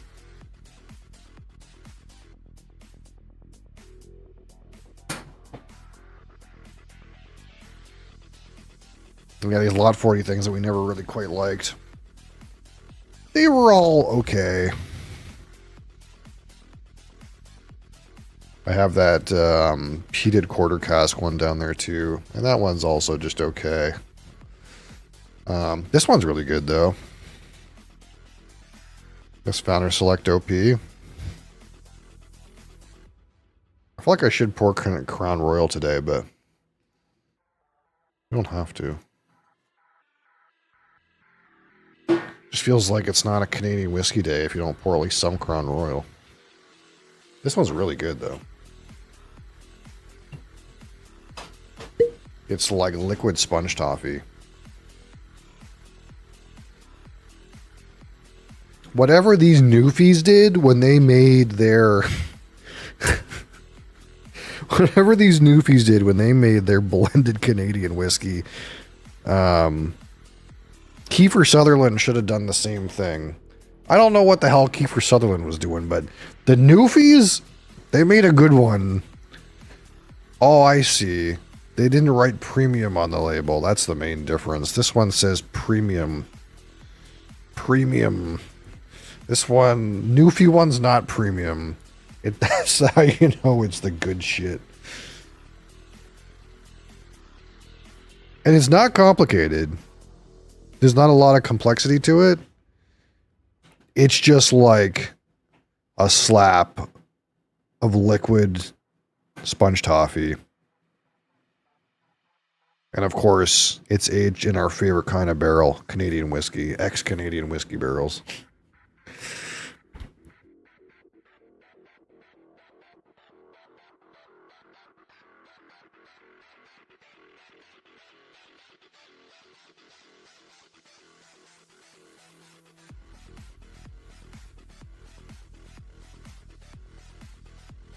That feels like not right. I feel like there's way too much ethanol in this. That means we gotta pour more and then leave it for a second. Mosley! Mosley!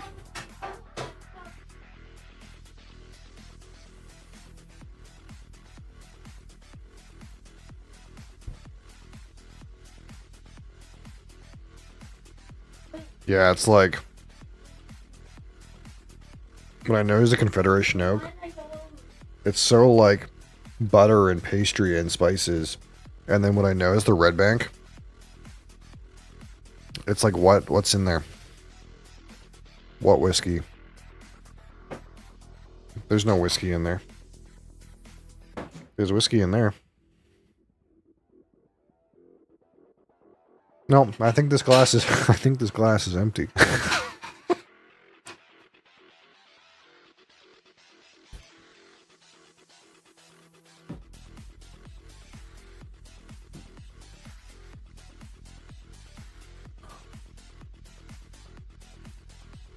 It has a little bit of stuff on the finish, like, that's kind of, like, not bad. It's so smooth. It's a smooth blended Canadian whiskey, you know? Keith Sutherland's finest creation. Right after 24.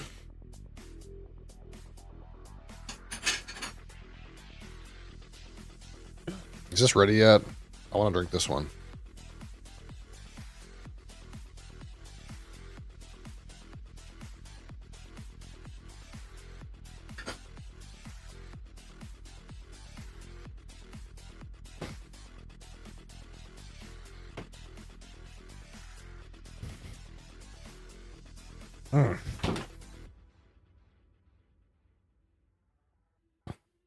Oh, that one's so good.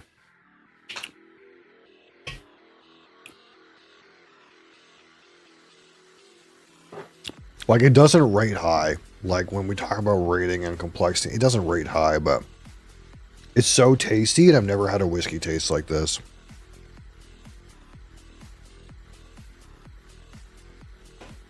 Here, grab some of this one. We're gonna get Mom drunk. Signal Hill. It's Newfie whiskey.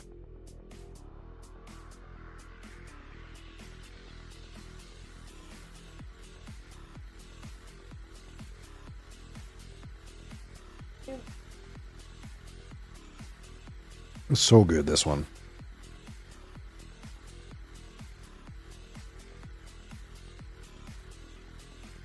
They do have this available at 40% alcohol too, and I bet you it's like terrible.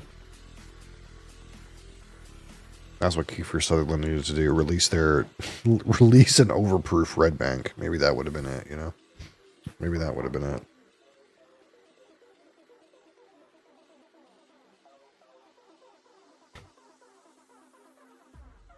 Alright. Let's do a project here. We don't have enough glassware, so we need to re-up some glassware. There we go. Excellent.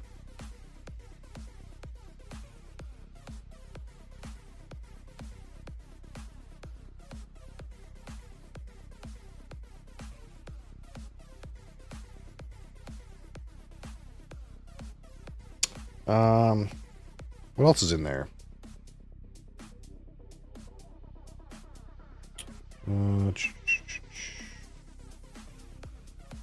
All right, there's that Alberta Premium Cask Strength Batch 5. And there's the Canadian Club 20-year-old. Well, we'll just pretend that bottle doesn't exist. That's pretty much it, actually. Most of the Canadian whiskeys are on the table right now.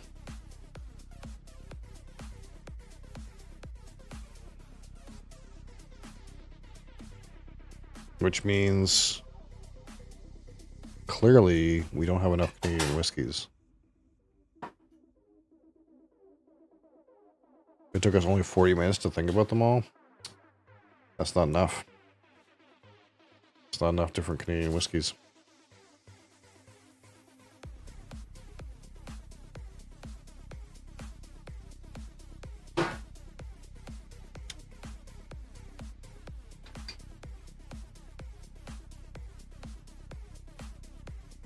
God, why does that pour like shit?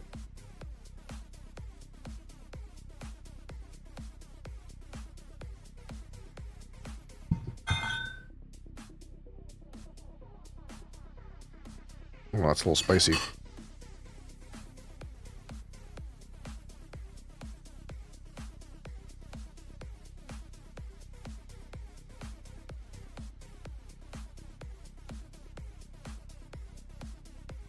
Yeah, this thing's all like Christmas time. This one, this Crown Royal Rye. It's all like Christmas time and gingerbread.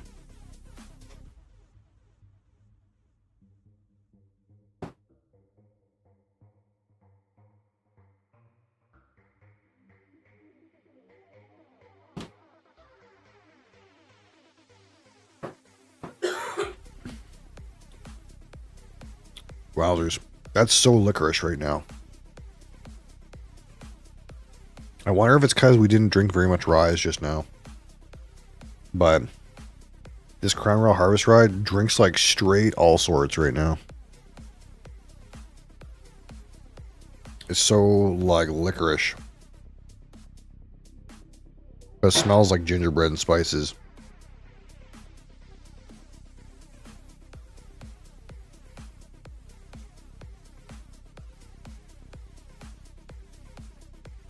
Overall, nice.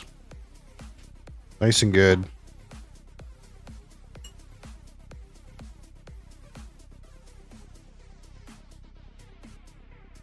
We got a real mash here. This is a real premium blended Canadian whiskey right here.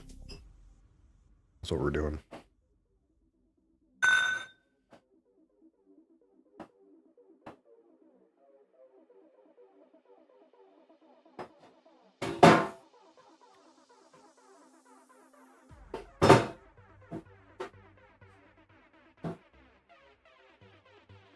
Premium blended Canadian whiskey.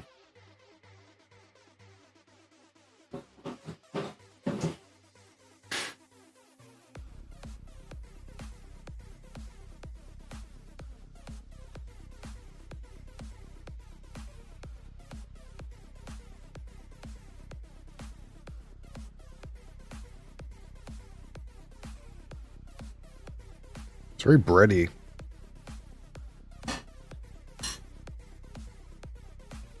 Doesn't really have like any like unique character. It kind of just feels like a blended mess. Well, I guess that's what I asked for.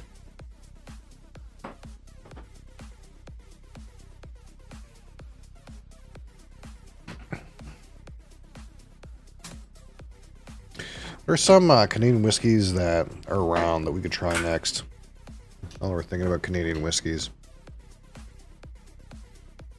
I gotta think about what I'm gonna put in the poll too. What do we have here? Oh, we still have this Alberta Distillers Rare Batch. Is it still around? No, it's not around. I knew I was never gonna see that thing again.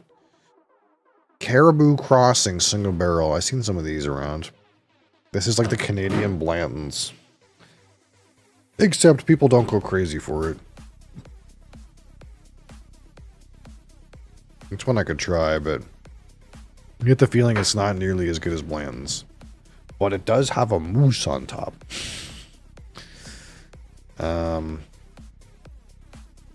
JP Weiser's 28-year-old. Yeah, it's not around here. 3 liters of Crown Royal. What everyone needs. Maplewood Select. There was one that's like cherrywood that I wanted to try. It was like 40 Creek, but they put some brandy in it. Remember, that's allowed. They just put some brandy in it, and then they also matured it with cherrywood staves or something like that. That sounds like it would be wild.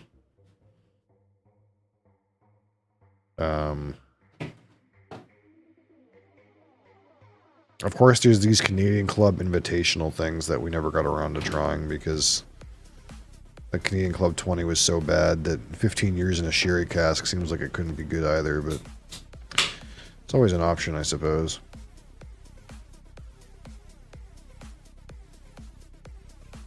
This Glen Breton is the one that's actually close to me. It's in Nova Scotia, but I've never ever heard good things about this distillery. Maybe I need to buy it and form my own opinion, but the bottle is kind of like weirdly off-putting. I don't know why. It looks like it should have like cheap honey in it. I don't know if you guys get the same vibe, but I guess that's mostly it. Wild North. Never heard of that. Never heard tell of that. The rest of these are kind of just like smooth, bulk Canadian whiskeys. Not much here, eh? I wonder what they have at BSW.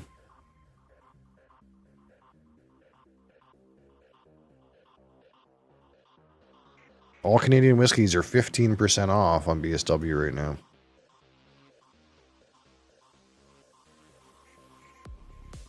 See what we got here. In stock, please. I guess I can't sort it. Crown Royal 18. Holy. Crown Royal Extra Old. There's some Crown Royals here that a person could try. Crown Royal 18.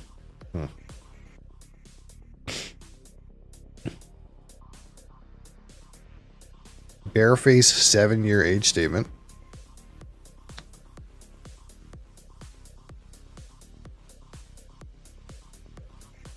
What else is here that looks interesting? Great Plains 22-year-old cognac finish. Huh. 58% alcohol? Man, this could be a banger. 58% alcohol, 22 years old, cognac barrel. That sounds, sounds like something. Crown Royal Special Reserve. What even is this?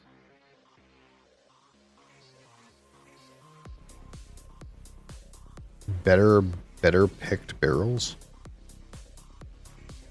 I almost bought this port cask, Lot 40, but you know, it's Lot 40 and our experience with that. Yo, Cap, how's it going?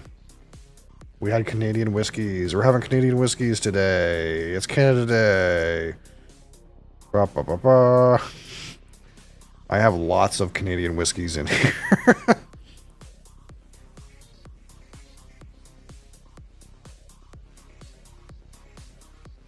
It's pretty good. Oh, it's got the buttercream part of the Feather Confederation Oak and the sponge toffee part of the Signal Hill. And it's a little bit spicy, probably from the Crown Royal. This is a pretty good random blend we made, actually. That's tasty. What else is in here?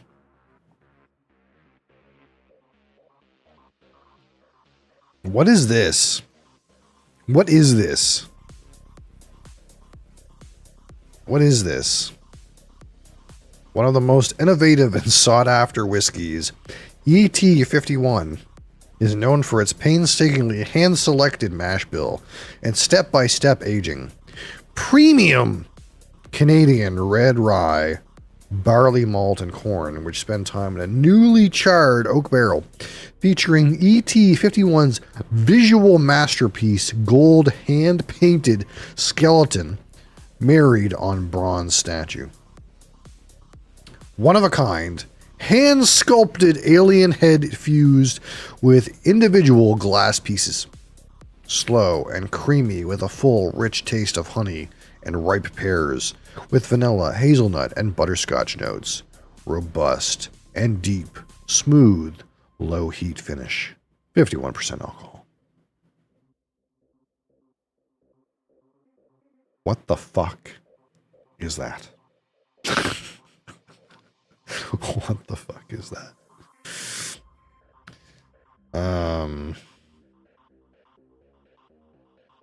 I get they got a 14-year-old Glen Breton here.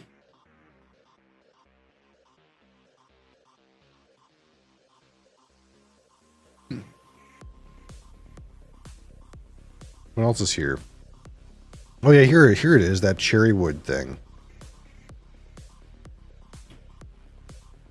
It's pot still with brandy in it and steeped in cherry wood staves. That kind of seems dope, actually.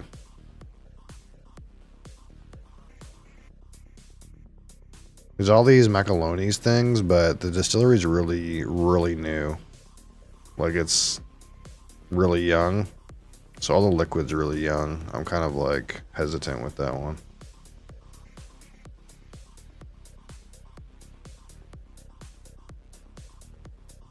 Anything else interesting in here?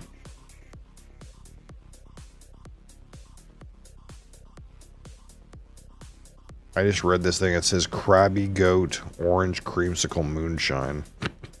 Oh, okay. I heard this like Eau Claire is like pretty good stuff too, but Imperial Whiskey? Broken Oak Distilling Alberta Rye Whiskey. I never even heard of that.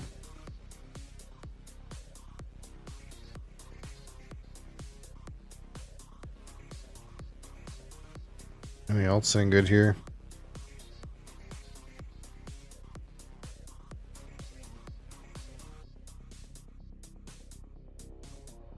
A lot of these are no picture and I don't know what they are.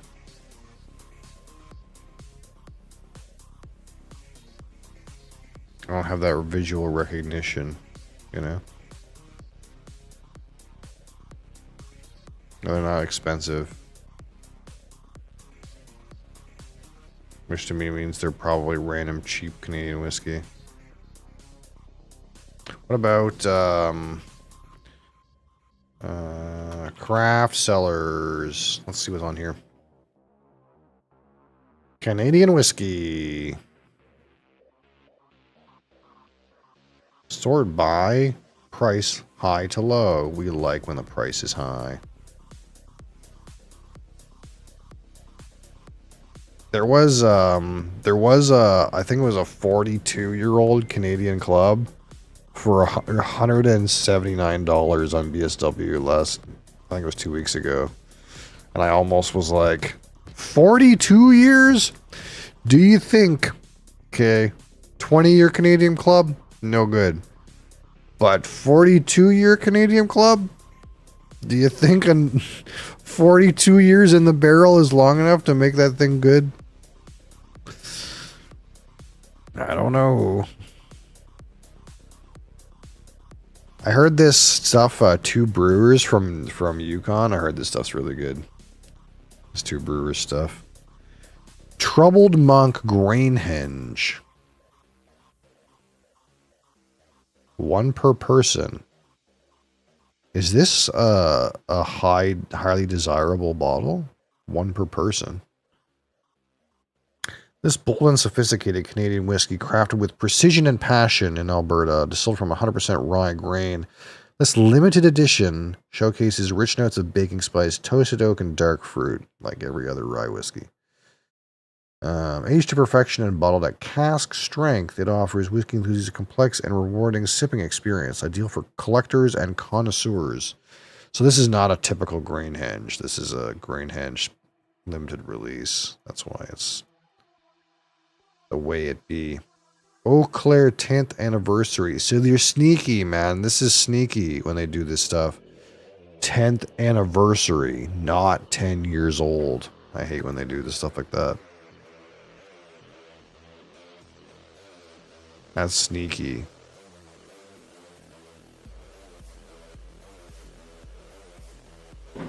I did hear this was a pretty good distillery, though, to try.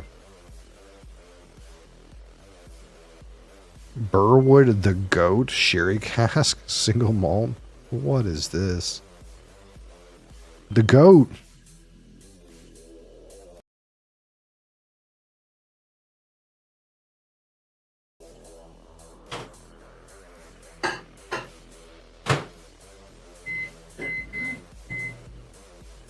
Troubled Monk Whiskey Elevator.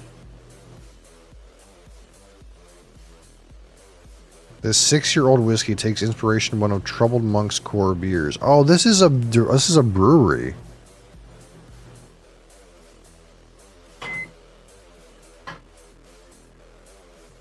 Huh. Troubled Monk. Crown Royal Noble Collection Winter Wheat Blended Canadian Whiskey. I wonder what this even is.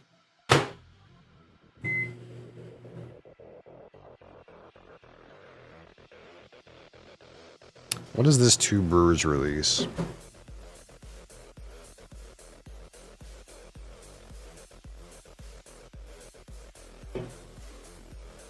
Mash with water from glacier-fed streams.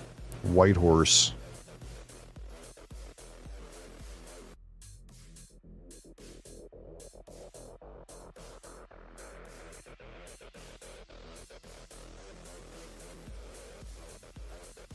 Pike Creek 22-year-old Pedro Menez cask finish?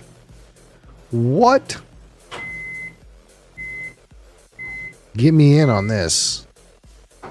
Get me in on this right here. For $100? For $100?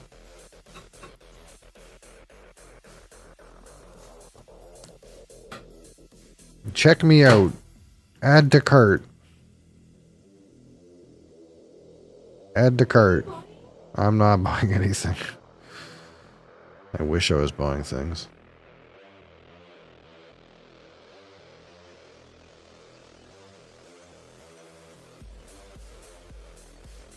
It's sold out. I know it's sold out, but still, one can dream of a 22-year-old Pedro Menez Canadian whiskey. Add to cart for $100.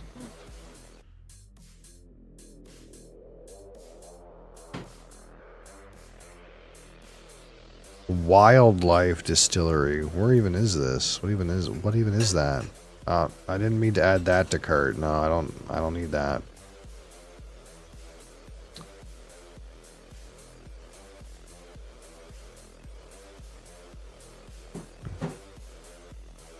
Product details, Canada. Yeah, I get that much. Alberta. Wait, there was a 75-year-old Darkness Canadian corn whiskey, 8-year-old Oloroso cask. What even is this? Which distillery did this even come from? Canadian corn whiskey. Usually these Darkness things are really fucking expensive.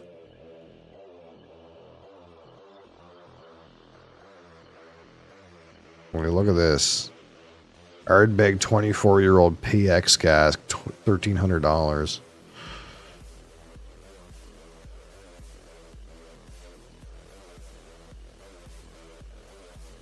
What else is in here? Bareface Wilderness, number 3.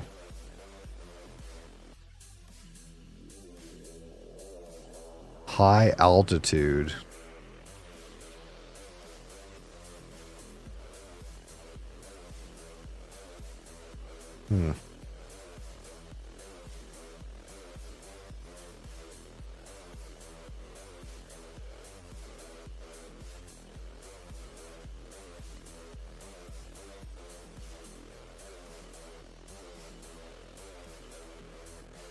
Oopsie. Anything else in here? Any good? Any good to look at least? No.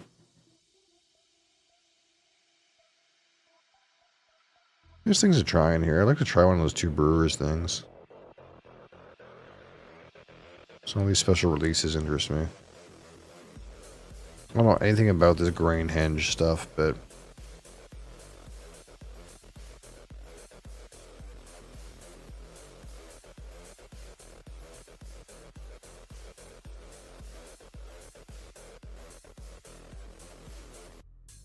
Alright. Well... I suppose.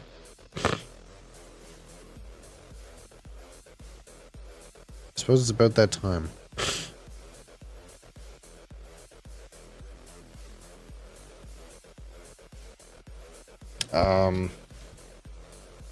Yeah, thank you guys for watching. Thank you guys for being here. Happy Canada Day.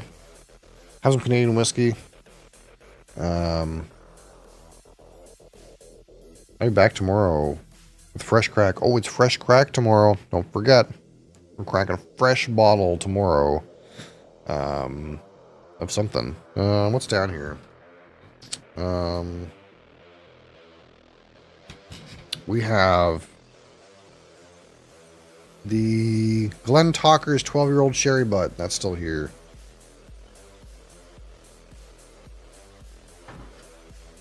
We have the Linkwood 14-year-old cask strength refill Sherry Butt. What's this? This is also like cask strength. It's like 54. It's like 57.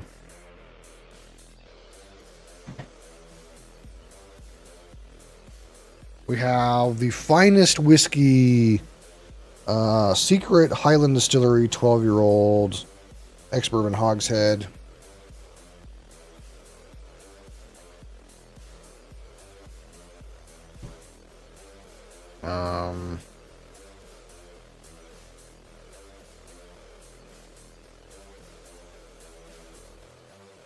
What else do we have? I guess we also have this. What is this? Milton Duff 13-year-old Canasta Butt. Oh, and we have the Talisker 8-year-old stone spun cask finished thing. That's what's tomorrow. One of these fine beverages will open tomorrow.